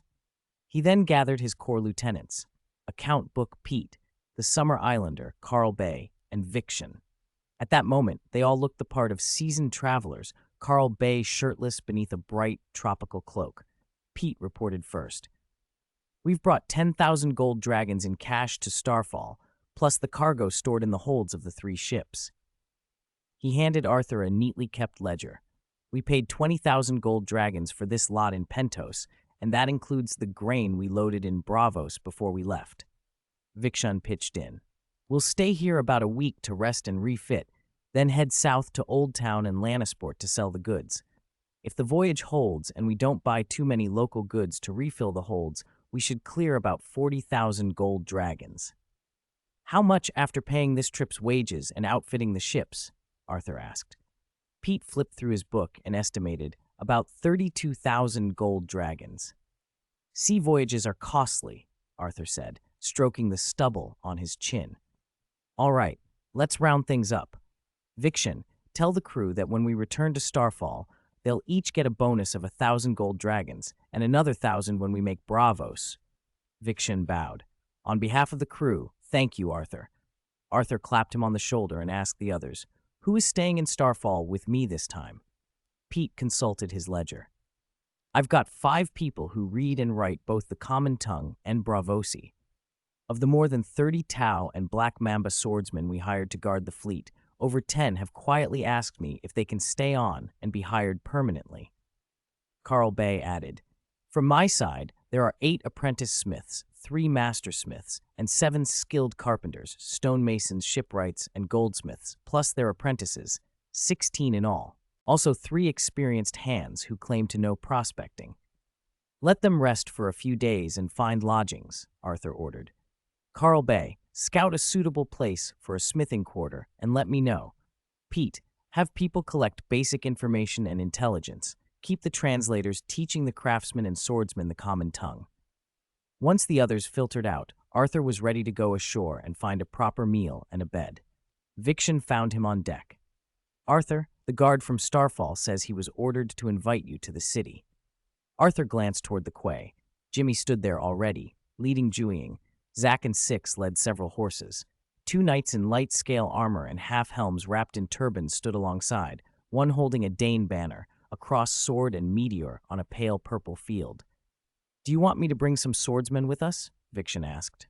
"No," Arthur said with a deep breath. "We'll go. Bring my gifts." After exchanging names, Arthur learned the 2 knights were Barton Orris and Bard Orris, sons and nephews of Sir Craig Orris, Starfall's drillmaster. Both were true knights, anointed and sworn beneath the 7. Arthur and Jimmy rode with them north. Jimmy was wide-eyed with wonder at Starfall. Arthur let him follow. Arthur had a carriage hired in town to carry the boxes of gifts up to the city. As they rode, Sir Barton glanced at Arthur and Jimmy, keeping pace, and opened his visor. "Your eyes are just like your mother's," he said. "Those violet eyes, once seen, never forgotten." Arthur hadn't ridden in a long while. Wind whipped his hair as Jewing carried him along. Despite the heat, he felt at ease. When Sir Barton mentioned his mother, Arthur steadied himself and asked, "Have you met my mother, sir?"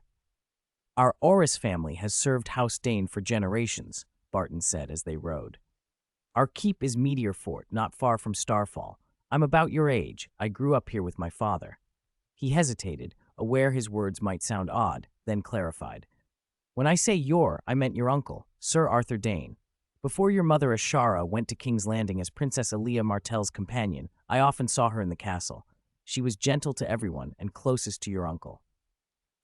"Sir," Jimmy interrupted, "do you know the Dawn Sword, Sir Arthur Dane?" A flicker of memory crossed Barton's face. "Of course. My brothers and I used to spar with him as boys." Bard, who had been quiet as standard-bearer, added, "The 2 of us together couldn't best him. He was quick, practiced, and seemed tireless. He always found a way to knock us, any of the boys, down." Bard nodded toward the looming white sword tower they were approaching. "Back then, your mother Ashara would stand atop the high tower and cheer for him." "I've heard a rumor," Barton said, his expression darkening, "that at the Tower of Joy, Lord Eddard Stark killed Arthur in single combat." Bard's face flushed with indignation. "I don't mean to speak ill of Lord Eddard. He's an honorable man, but that rumor is a lie." "Please forgive my brother's temper," Barton said apologetically. "That's just how he is. He used to thrash a few singers and bards for spreading such things. Chapter 73, The Unstable Starfall City. Illyria and little Lord Adric are in the main castle now, dealing with the disputes and petitions of the people in the territory. Come with me first. After greeting the gate guards, Sir Barton led Arthur into Starfall City. Before the horses, Arthur told Jimmy to tend Shadow carefully and not cause any trouble, and to see that Vikwu and the gift-laden carriage were guided on. As they walked toward the main castle, Arthur took in the sights inside the city. Courtyards planted with pepper and lemon trees, young guards drilling in neat ranks on the training ground, children sweating under the sun, and the occasional clang from the smithy. Most conspicuous was the tall, white sword tower. It was not as tall as the Titan in Bravos, but it easily exceeded the tallest ruined tower in Winterfell. Seeing Arthur studying the city, Sir Barton asked, "How does Starfall compare to Winterfell?" "Starfall is a little smaller than Winterfell, but its towers are taller," Arthur replied, glancing again at the white sword tower. "And the architecture is different. The towers here have rounded tops, most of the houses are stone rather than wood, and there are almost no fireplaces inside the city." Sir Barton laughed, taking off his helmet to wipe his brow. "There are indeed no fireplaces here. We're tucked between the Red Mountains. The hills and scrub to the east keep the Dornish sands at bay, but they don't do anything for the heat." They chatted as they followed Sir Barton into the Lord's Hall. The chamber was crowded, no fewer than 30 people. Arthur spotted Lady Illyria Dane sitting upon a white stone seat carved as the Lord's throne, and at her side the young Lord of Starfall, Adric Dane. Lady Illyria was tall, with dark hair and fair skin that was not the deep brown of the Dornish. The 6-year-old Edric had a round face and long white gold hair, wearing a Dornish-style silk robe embroidered with the Dane family crest, the star and sword entwined in silver thread. Arthur noticed the child looked nervous, his small hand gripping the hem of his aunt's dress. A shepherd stood now before Lady Illyria, hat in hand, bowing low. "My lady," he pleaded, "I beg you to punish the wildlings who plundered my flock." Illyria frowned. "Did I not tell you last time not to cross the river, not to graze in the grasslands near Violet Canyon? How is it you were robbed again?" I did not cross," the shepherd stammered, clutching his felt hat.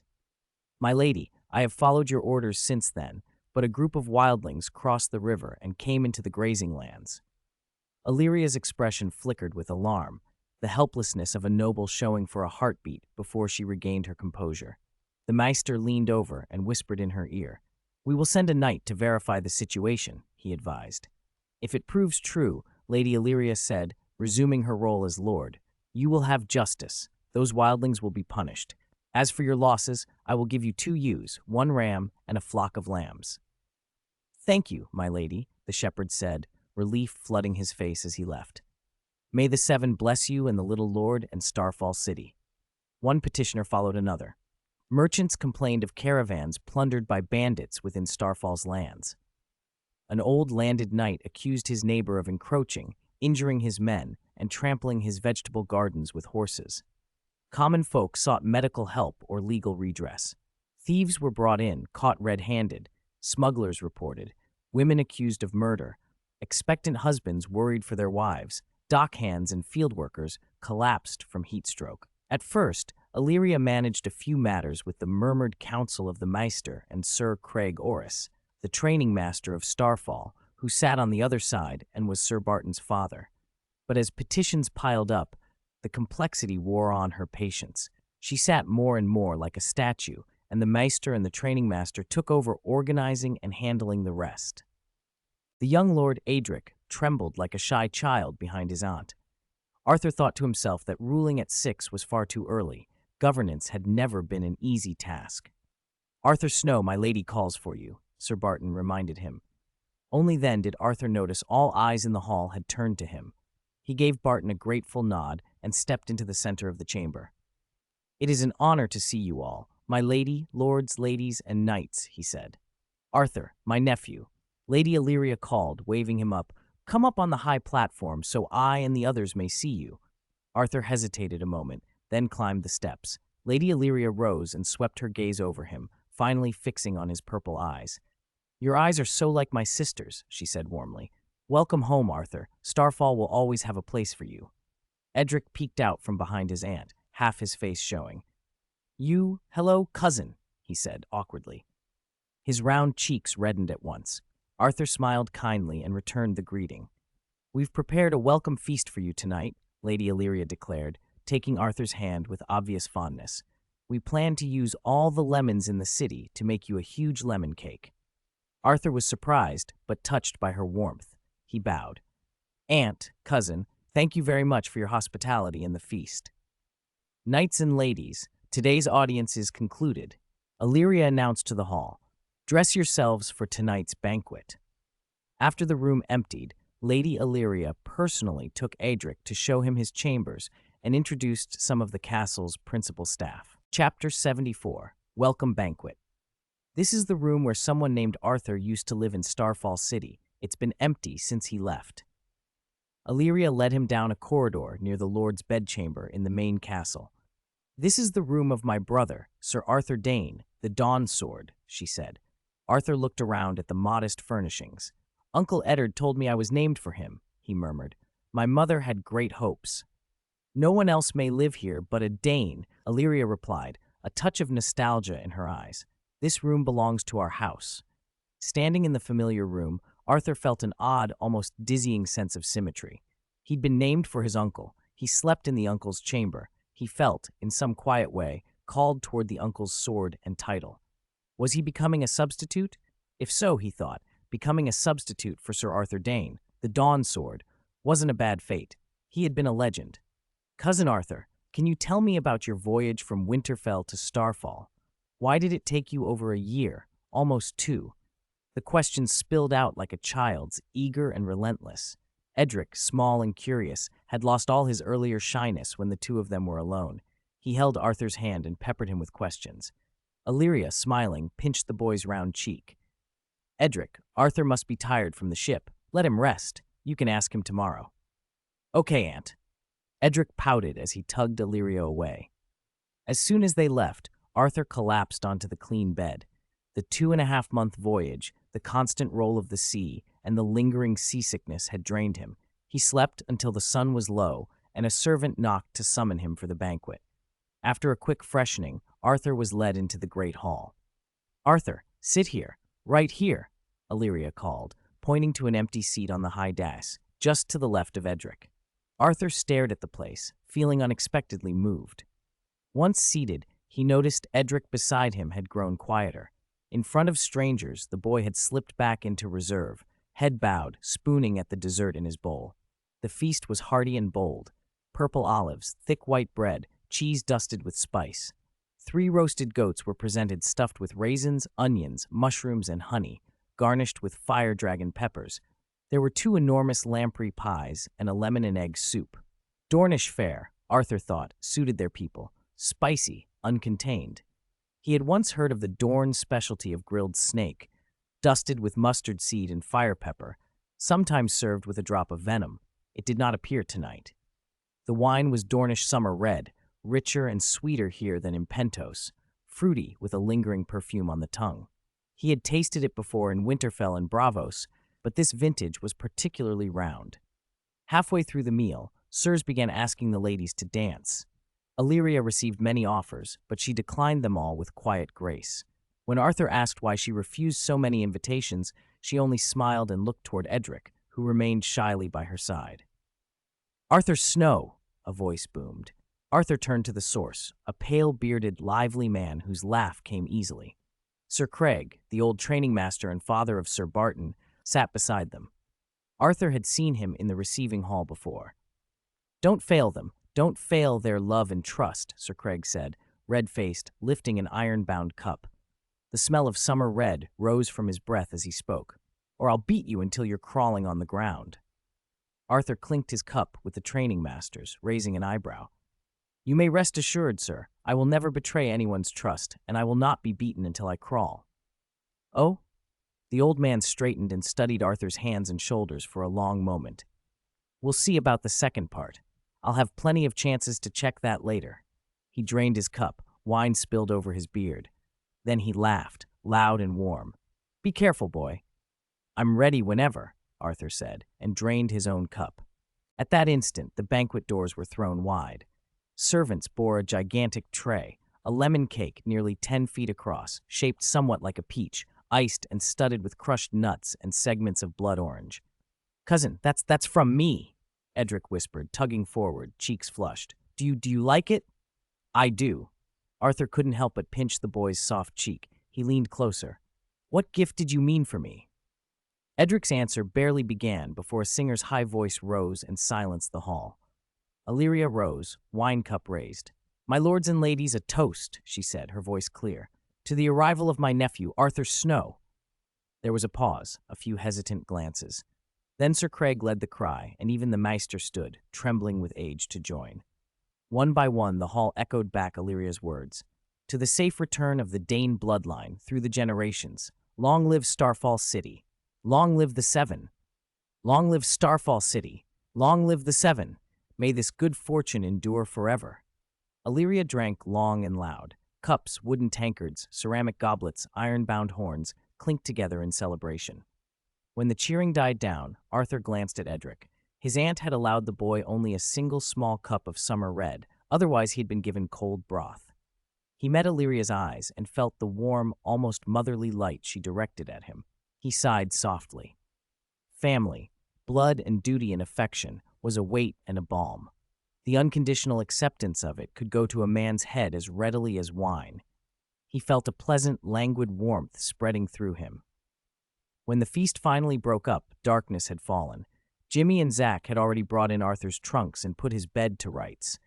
He lay on the velvet mattress and slept as if he had no cares in the world. Because tonight, for the first time in a long while, he was home. Chapter 75, Master Oswell. The next morning, Arthur stood on the balcony outside his room, stretching. The sun was gentle, not yet harsh, and its warmth washed over him, easing both his body and mind in a way he had never felt in Braavos. From the balcony, he could see Sir Craig, the old drill master, running the training yard at Starfall. The men were divided into groups, and the ground partitioned into sections. The youngest pages practiced basic exercises to build their bodies, running, climbing, throwing short wooden poles, carrying stones and logs. Older squires and guards worked on fixed target strikes with blunted blades against dummies, or sparred with wooden swords to practice chopping, thrusting, and blocking.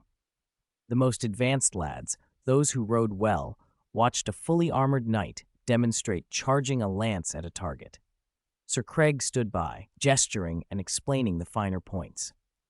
Arthur had to admit that houses with long traditions knew what they were doing. The progressive, step-by-step training was impressively thorough. After watching for a while, Arthur followed a servant to the small dining room in the main keep. Only Illyria, her nephew Edric, and the maester were at table. The meal was simple: cold saffron soup, nut-crusted bread, and seagull eggs dusted with chili, something the maester seemed to enjoy. Arthur cut some bread and, setting a well-made toy knight in front of Edric, asked, "Aunt, did you like the gift I sent?" "I love it," Illyria said, beaming. "I've never seen anyone give an entire cask of perfume as a gift, and the saffron and the other spices you had brought by carriage last night, those must have cost a fortune." "Arthur, where did you get so much money?" "That's why I was 2 years late coming home," Arthur replied. "I built a business in Braavos. I suppose I managed to make a little of a fortune." He told them some of his Braavos stories, shipping between ports, running a smithy, the strange sights and customs of the city. Edric was fascinated by the oddities. "Is that Titan really taller than the White Sword Tower? And the menagerie, does it really have every kind of beast?" Illyria was more taken with the Sea King's masked balls, the performances, dances, and the harvest feast. At Arthur's mention of dancing, she even rose and demonstrated a little reel for him. Maester Oswell listened closely, occasionally asking practical questions about Arthur's business methods. Having served 3 generations of Starfall's lords, he understood how difficult governance could be. Gathering people was one thing, making them act with discipline and purpose was another. Over the years, he had seen too many schemes fall apart and had had to tidy up the messes. At first, he found it hard to believe that a teenager could have accomplished what Arthur claimed in a year and a half in a foreign city, so he listened with skepticism. But as Arthur described hiring practices, profit sharing, and business planning, the Meister's skepticism gave way. He had to admit Arthur might have understated things. The recollection of Eddard Stark's words about Arthur's father when he returned the Dane family sword Dawn came to Oswell's mind. The Stark had spoken of Brandon and the wolf blood in their line, of natural leaders born to lead. The Meister felt a strange, hopeful stirring and offered a silent prayer to the seven. Arthur had no inkling of the Meister's thoughts. After breakfast, he had intended to go to the training yard to speak with Sir Craig, but Edric clung to him, wanting to be present for the Meister's lesson. Illyria pressed the point. Edric had been shy and lonely as a child and distrusted strangers. She wanted Arthur to spend time with him to warm him up. Arthur could not refuse his aunt, so he agreed to sit in on the lessons. Maester Oswell taught Edric heraldry, writing, and noble etiquette, and he used stories of notable figures to instruct the boy in character. For Arthur, whose worldview was already formed, much of the lesson was tedious. He sat to the side and leafed through a large book of family sigils. Oswell would occasionally quiz Arthur on heraldry, mottos, and laws, and Arthur answered the questions easily. Seeing him respond with confidence, the Maester turned his attention back to Edric.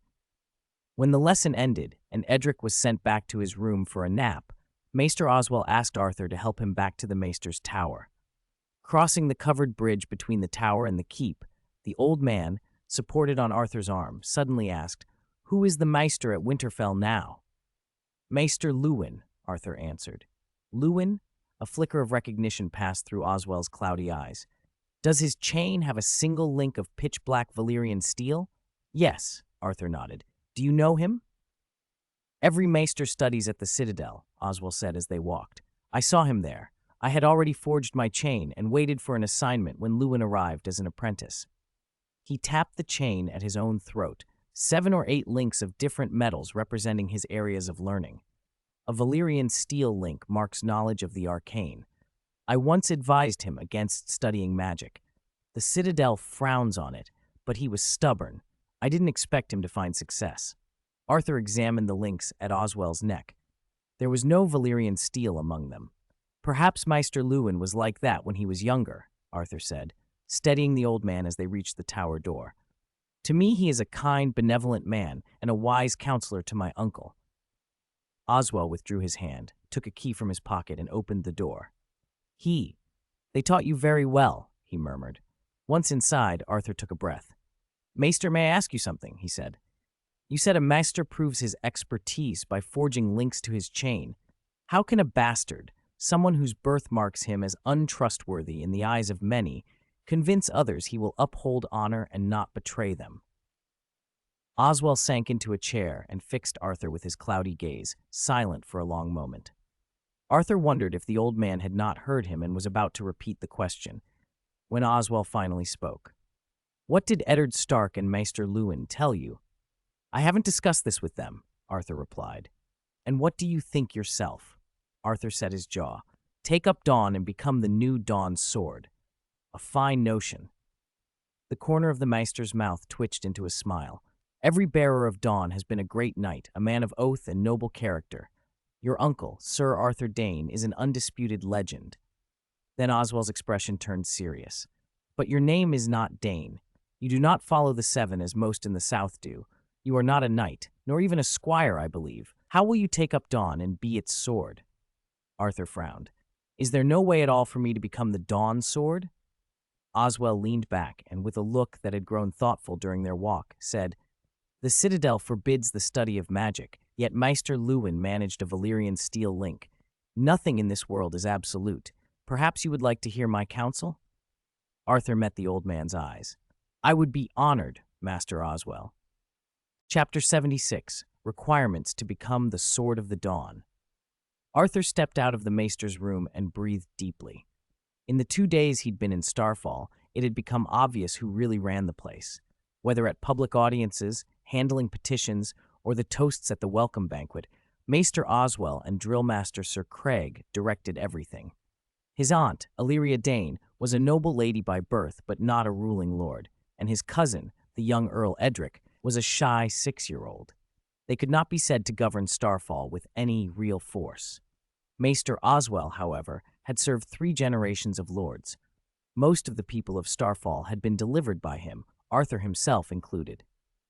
In the eyes of the town, Oswell's word carried as much or more weight than Illyria's. Arthur had made sure Maester Oswell knew what he could do. He told his story, offered gifts, and when the Maester probed and tested him, Arthur put his cards on the table. He had no interest in his cousin Edric's title. What he wanted was to become the Sword of the Dawn, honorable, steadfast, and of good character. Maester Oswell accepted his sincerity, but set down 5 conditions, part counsel, part requirement. First, Arthur must be a knight. The knighting must be performed by the most esteemed and respected knight in Dorne. Second, he must prove he is more than just a Dane. He must perform deeds so outstanding that all in Starfall recognize him by his merit. Third, he had to show personal courage and swordsmanship that would convince the men and women of Starfall. Fourth, he must swear to live by the conduct of past Swords of the Dawn, brave, temperate, diligent, and just, never letting the name be sullied. Finally, after meeting the first 4, he must go to the White Stone Sword Tower and win the recognition of Dawn itself by drawing Dawn from the tower. Arthur accepted each condition without hesitation. They were all positive, if arduous, steps on the path to becoming the Dawn Sword.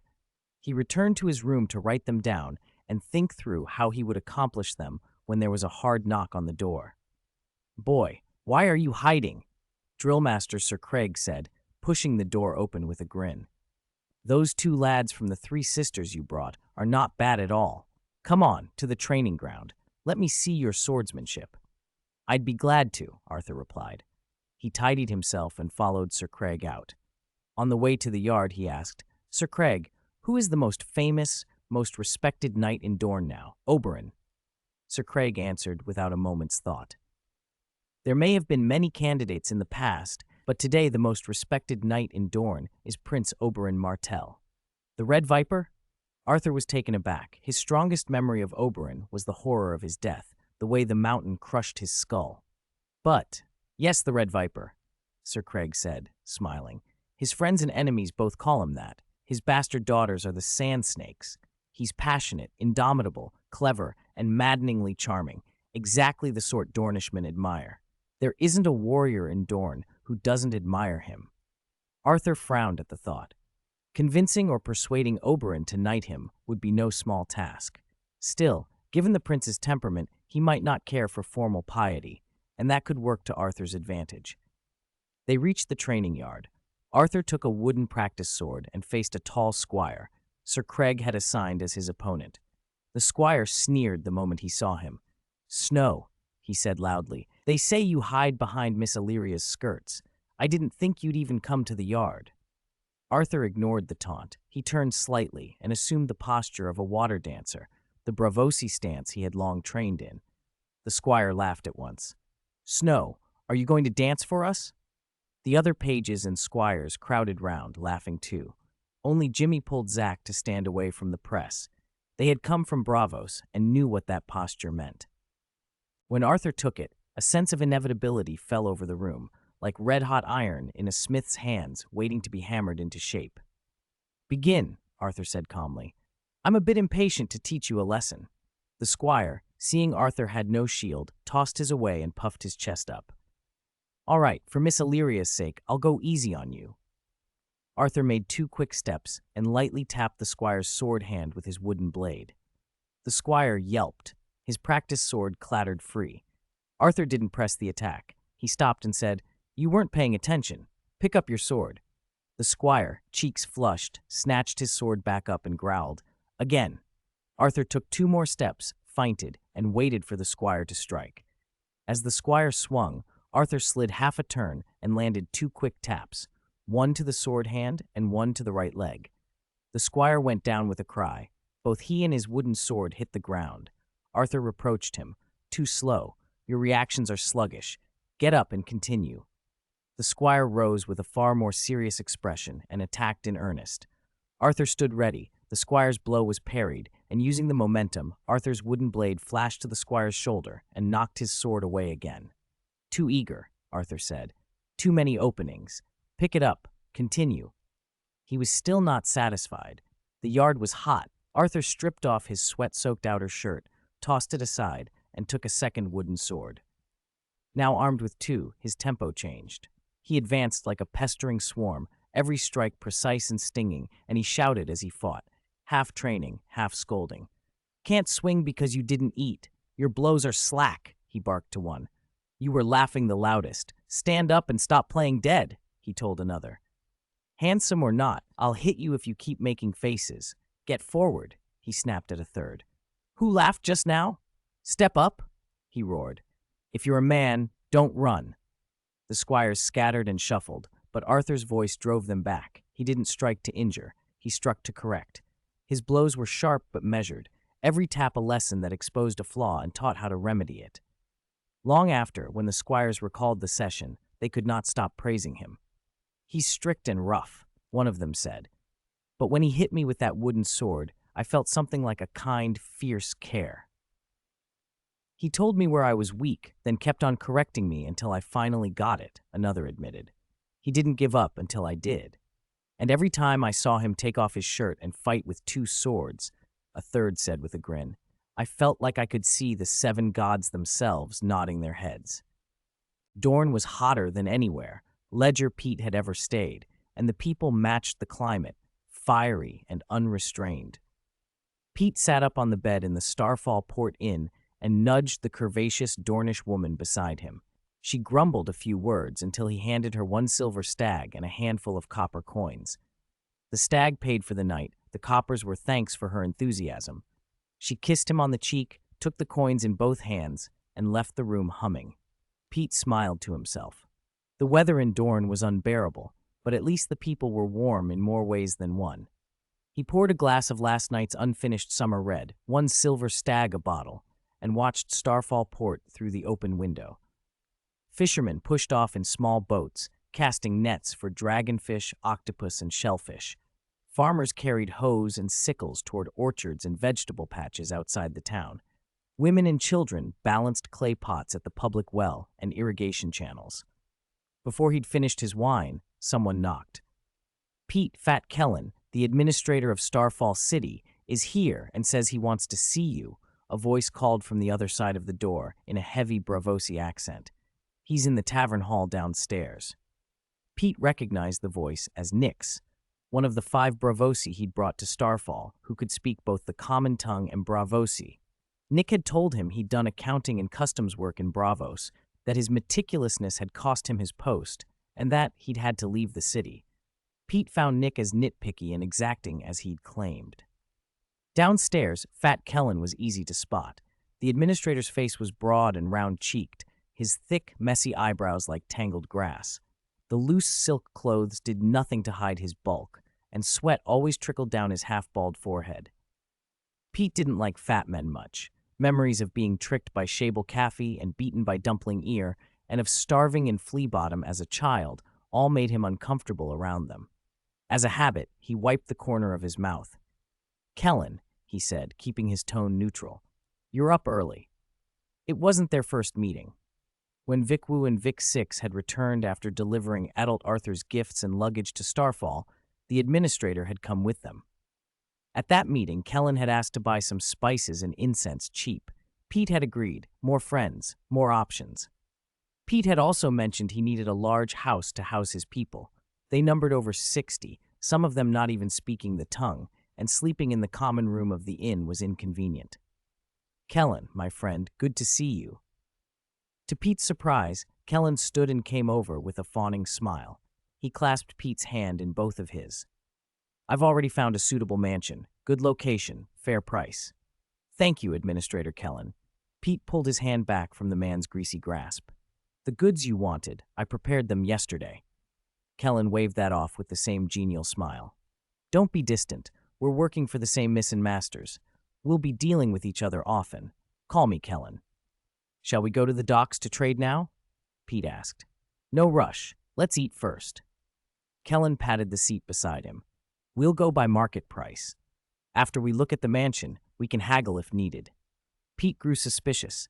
The Kellen who'd met him before had been officious and demanding, always reminding people he was the administrator of Starfall City. This sudden warmth was out of character. For safety, he had two of the Black Mamba swordsmen and Nick accompany him down the street. Kellen brought two guards. Kellen insisted there'd been wildlings from the Red Mountains crossing the Torrent River, raiding farms, and that Sir Barton had led a detachment to deal with them. "Starfall's on it," Kellen said. "They'll be routed soon." "May the Seven bless their success," Pete said automatically. Kellen grinned. "All the better for bargaining. The mansion owners worried about the raids won't be renting to strangers right now. We'll make the danger sound worse and get a discount." Despite Pete's doubts, Kellen behaved properly. He bought the spices and incense at market price, didn't press for favors, and kept the conversation smooth. They rode out of Starfall Port, passed through the city, crossed the Great Stone Arch Bridge to the eastern mainland, and an hour later reached a mansion on the eastern slope above the upper Torrent River. The heat was climbing. Pete and Nick gulped down cool water when the owner's servants offered it. The Black Mamba swordsman in chainmail poured water over their heads in the shade. Kellen and his men, Dornish born and bred, fared better but sweated just the same. "In Dorne, you don't stand in the sun at midday," Kellen warned, tying a headscarf. "You'll faint if you stay out long. Wearing iron here's a bad idea," he added, nodding at the swordsman in chainmail. "Chain's tolerable, but the Northmen who like plate armor, wearing that under this sun is like being stewed in an iron pot. If they don't have servants to strip it off for them, their armor will cook them." Pete thought Kellen exaggerated, but the scene made the point. Most Dornish knights and guards favored leather or scale with copper plates. Helmets were padded with cotton or covered in silk coins to block the sun. The mansion owner's servants brought out pickled olives and freshly picked blood oranges. Kellen dug in without ceremony. Pete ate an orange and began talking rent. From the outside, the place looked promising. Built on the cool, shaded side of the hill, it stood safe above flood risk from the torrent. Below lay orchards, olive groves, and vegetable plots. The main residential compound was roomy, made of stone. A 2-story watchtower rose on the eastern edge near the top, and a 1.5-meter wall of mixed wood and stone surrounded the living area. The owner explained that the property had belonged to a landed knight who'd begun to build it like a castle, but had died in the usurper's war. His widow and children couldn't cover the debts incurred during construction, so they'd been forced to sell. The place, for all its unfinished grandeur, seemed a good base, cool, defensible, and already planted with food. Chapter 78, Hungry. It wasn't until the sun began to sink and the heat eased that Pete and Fat Kellen left the mansion with their attendants. Pete, sitting his horse, turned to Kellen with genuine gratitude. "Kellen, thank you for all the trouble you went to finding me such a good place. Without you, the owner never would have rented it to me at that price." Kellen waved him off. "All for serving Miss and the adults. If I have any trouble in future, you'll help me, yes?" "Of course." They rode on, trading small talk, then split into two groups just before Starfall City. As they watched Kellen ride into the gates, Pete asked in bravosity, "Nick, did you notice anything odd about the administrator?" "No, nothing odd," Nick shook his head. "He was very proper, very obliging. I wish all Braavos Customs men were like him. I just thought he was a bit too eager." Pete wondered if his own prejudice was coloring things. He looked at the two Black Mamba swordsmen and asked, "What about you?" One of them said, "We don't understand what he's saying." The other complained, "It's too hot. For a bit there, I smelled roasting meat. I'm definitely not wearing chainmail tomorrow." Unable to pin anything down, Pete let the thought nag at him as they returned the rented horses and made their way back to the Traveler's Winehouse. He was so wrapped up in it, he didn't see the thin boy dart out from the roadside until they collided. The boy went sprawling. "Watch where you're going," he snapped. "I'm sorry, are you hurt?" Pete asked. No. The boy rubbed his left shoulder and muttered, then pushed away. Pete was about to head inside to record the day's events when a familiar, urgent voice cried from behind him. "Ah, let go of me! You're hurting me!" Pete turned. One of the Black Mamba swordsmen had the boy by the arm. "Why are you grabbing him?" Pete asked. "Adult," the swordsman answered in bravosity. "This child stole your purse." Pete patted his pocket and found his money pouch gone. He glanced at the boy's right hand and noticed two joints missing from the little finger and index finger, signs of the common punishment for thieves. The boy's voice broke. Let me go. I'll give it back. We were too hungry." "We?" The word caught Pete's attention. He looked around and saw several furtive children watching from the shadowed corner of a nearby house. A few Dornish passersby had also gathered, showing nothing but disgust. "Eight-fingered Jerry got caught again," one muttered. "Now he'll be seven-fingered Jerry." "Hope they lop his hand off this time, or send him to the wall," another sniffed. "Maybe then we won't have to worry about him stealing. My place has had things go missing lately. I wonder if he took them." Another swordsman searched the boy and produced Pete's pouch. Pete weighed it in his hand. None of the coins were missing. The boy's face, streaked with dust and tear tracks, pleaded, "Adult, please, have mercy." "Break it up." Two city guards pushed through and scattered the crowd. They knew the boy at once. "Jerry, stealing again? No one's going to have mercy on you this time." Seeing a guard reach for the boy, Pete stepped in. "I haven't accused him. You going to let him go?" the guard asked, surprised. Pete nodded, then slipped a few copper coins from his pouch into the boy's pocket. "Buy bread from the bakery and bring it up to me on the second floor of the Traveler's Winehouse before dark." "Thank you, adult, thank you." Jerry's gratitude was almost incoherent. The guard watched him run off with the coins and shook his head. "He's a repeat offender. I've caught him 3 times and let him go. He won't change because of kindness. The wall's the place for people like him. Maybe the cold will make him think about the trouble he causes." Pete nodded at the guard and left. Back in the winehouse, Nick eyed him. "Are you going to recruit that child for the talent cultivation plan you mentioned earlier?" he asked. "A boy who's been punished and had 2 finger joints cut off.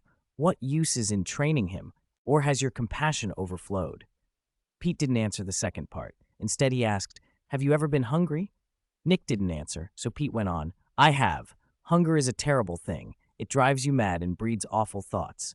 When the boy begged, he said, 'We are hungry, not I am hungry.'" Pete poured himself a glass of summer red. "Those words touched me. They made me willing to let him go and give him a chance, a test." "A chance and a test?" Nick frowned. "If he doesn't buy the bread with the coins I gave him and deliver it to me before dark, or if the bread he brings is cheaper than the coin's worth, then he fails the test." "So then that's it.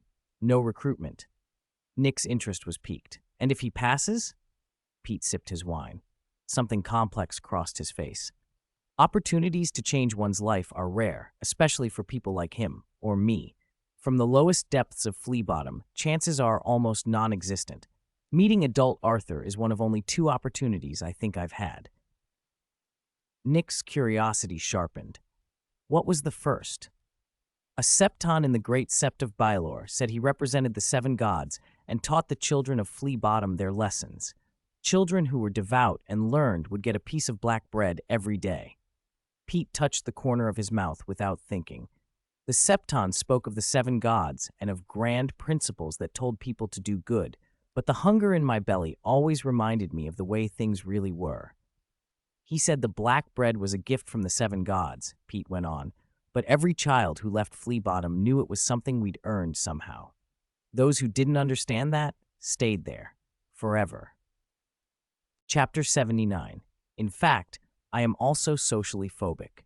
Ever since he revealed his naked body and used assault on the training grounds, declaring himself a master blacksmith, Arthur had easily fulfilled the 3rd of Maester Oswell's 5 tests.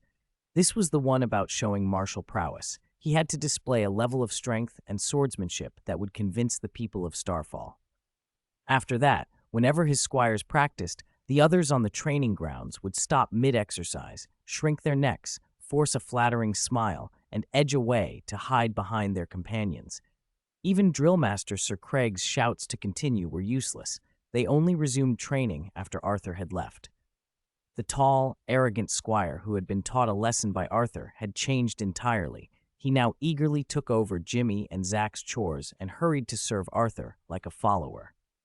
Arthur learned that the squire's name was Kyle, son of Fat Kellen, the administrator of Starfall. For some reason, Arthur had seen a reflection of Zahn the very first time he met Kyle. Not long after that, and after a group of bruised squires and drill master Sir Craig pushed him along, Arthur completed the fourth of the 5 tests in the Starfall Chapel. This was the test of character. Under Monk Ailes's supervision and in front of all the people of Starfall, Arthur swore an oath before the statues of the 7, promising to uphold the bravery, temperance, diligence, and justice of every bearer of the Dawn Sword. To be honest, Arthur had been reluctant. Swearing like that felt odd to him. In this world, people vow for love, for honor, or to clear their names, not usually just to make others less afraid of them. When he finished the ceremony and watched the bruised squires celebrating and crying in one another's arms, he felt ants crawling up his chest and wanted nothing more than to take off his shirt. Still, after Arthur swore the oath, the squires relaxed and resumed their routines. Maester Oswell also arranged for Arthur to give Edric one-on-one lessons in swordsmanship and riding each afternoon, which meant Edric spent even more time at his side. Edric preferred dragging Arthur around the castle to practicing swordplay. They climbed to the top of the white stone sword tower and looked out over the summer sea and the churning torrent river, traced the rugged peaks and wooded hills of the Red Mountains east and west, and overlooked the sandy beaches. They visited the cemetery where the Danes were buried.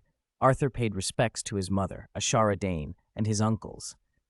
They climbed in the godswood to pick pomegranates, figs, and grapes, and went wherever Edric found interesting. Edric, I know you're lively, Arthur said after one lesson, watching the boy fiddle with a practice wooden sword. But why do you always seem so shy around others? Edric's round face flushed, sweat beaded on his forehead, and he answered breathlessly, I don't know. When many people look at me at once, my mind goes blank, and I don't know what to do. At that description, a phrase popped into Arthur's head, social phobia or social anxiety. He knew the feeling well. He'd spent more time avoiding people and staying at home than he cared to admit, so he understood the core of it. People with social anxiety focus obsessively on their own performance and fall into the trap of thinking everyone is judging them. They expect to make mistakes or to be laughed at, which only creates a vicious cycle. Avoiding social situations for a long time makes them less able to adapt to unfamiliar settings. In modern terms, it wasn't the worst thing in the world, but for a lord, especially one in a place like Dorne, where people were bold and uninhibited, it could be a serious problem. Besides feeling lost, do you ever get a racing heart, sweating, or shaking? Arthur wiped the sweat off Edric's brow and asked gently, Are you worried you'll make a fool of yourself and everyone will laugh? Edric's face deepened to a crimson that spread down his neck. He stammered, I'm not sure. Arthur looked toward Kyle, who lingered at a distance, and called out, Kyle, fetch a few squires and tell them I need to talk to them. Then, lighter, he added, Make it clear, if they don't want to come, don't blame me if I take my shirt off and go looking for them. Kyle returned with a crowd of squires, even Drillmaster Sir Craig following reluctantly. Edric immediately hid behind Arthur, clutching his leg.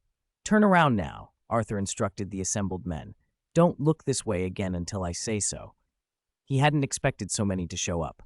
Once they'd turned, Arthur knelt, put a hand on Edric's shoulder, and said softly, Don't be afraid. Match my rhythm and breathe from your belly. After a few slow abdominal breaths, Edric calmed noticeably. Cousin, I feel much better. Stand in front of me, Arthur told him. Edric took tiny steps and did so. The two on the far right, turn around, Arthur ordered. They obeyed, eyes curious. Edric tried to shrink back behind Arthur, but Arthur steadied him. Don't be nervous, I'm here. Breathe like before. While Edric concentrated, Arthur said to the two squires, Look at us. Nod and smile. The two exchanged uneasy glances and forced smiles that looked more like cries. One whispered, trembling, I can't smile properly. Arthur didn't answer. He made a deliberate show of unbuttoning his tunic, a ridiculous, exaggerated motion. The two squires reflexively tucked their chins, rubbed their hands at their chests, and put on flattering, awkward smiles, their feet inching back at the same time.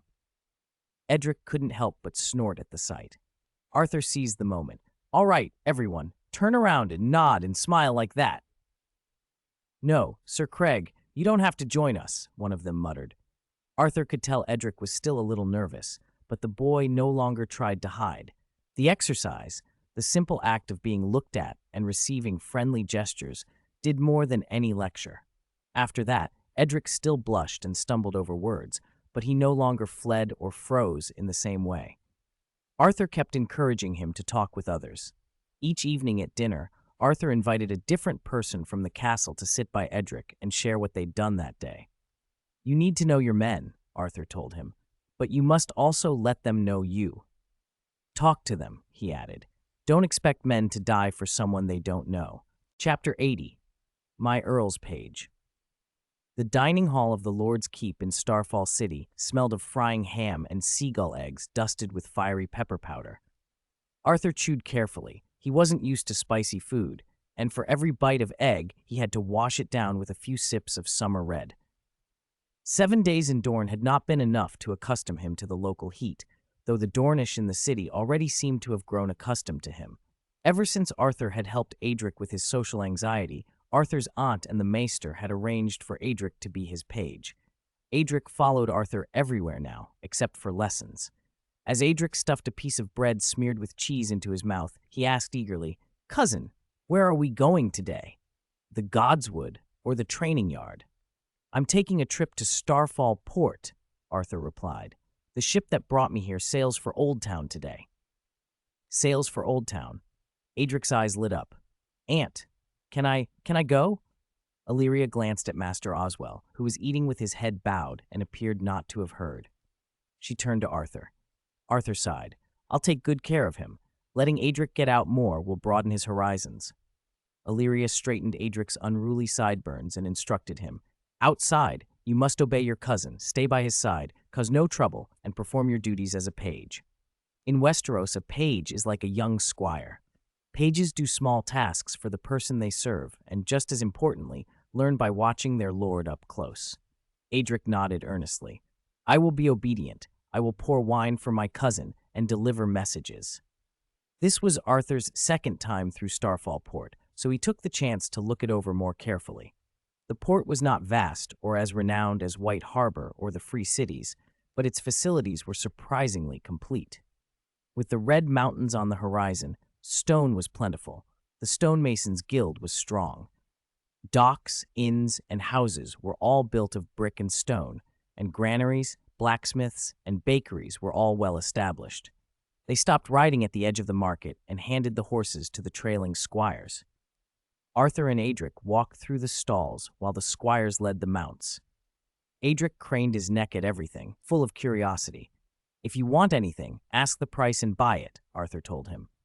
"Cousin will pay." "Really?" Adric blinked. When Arthur nodded, he hurried to a stall. "Excuse me, how much for these raisins?" The vendor grinned broadly. "My lord, they're very sweet, 10 copper stars a pound. If you wish, take as much as you like, no charge." He had spotted the Dane's sigil on Adric's clothes and the purple banner with the longsword and meteor behind them. Adric stammered, embarrassed. "I'll pay." Arthur gave a small signal. One of the squires, Jimmy, produced a silver stag and tossed it to the vendor. He scooped up 2 handfuls of raisins and slid them into Adric's pockets. "Consider the rest a token from the Lord," Jimmy said. A silver stag in that market could buy a jug of summer red. The vendor took it with a grateful bow. "May the 7 bless you, my lord," he said, beaming.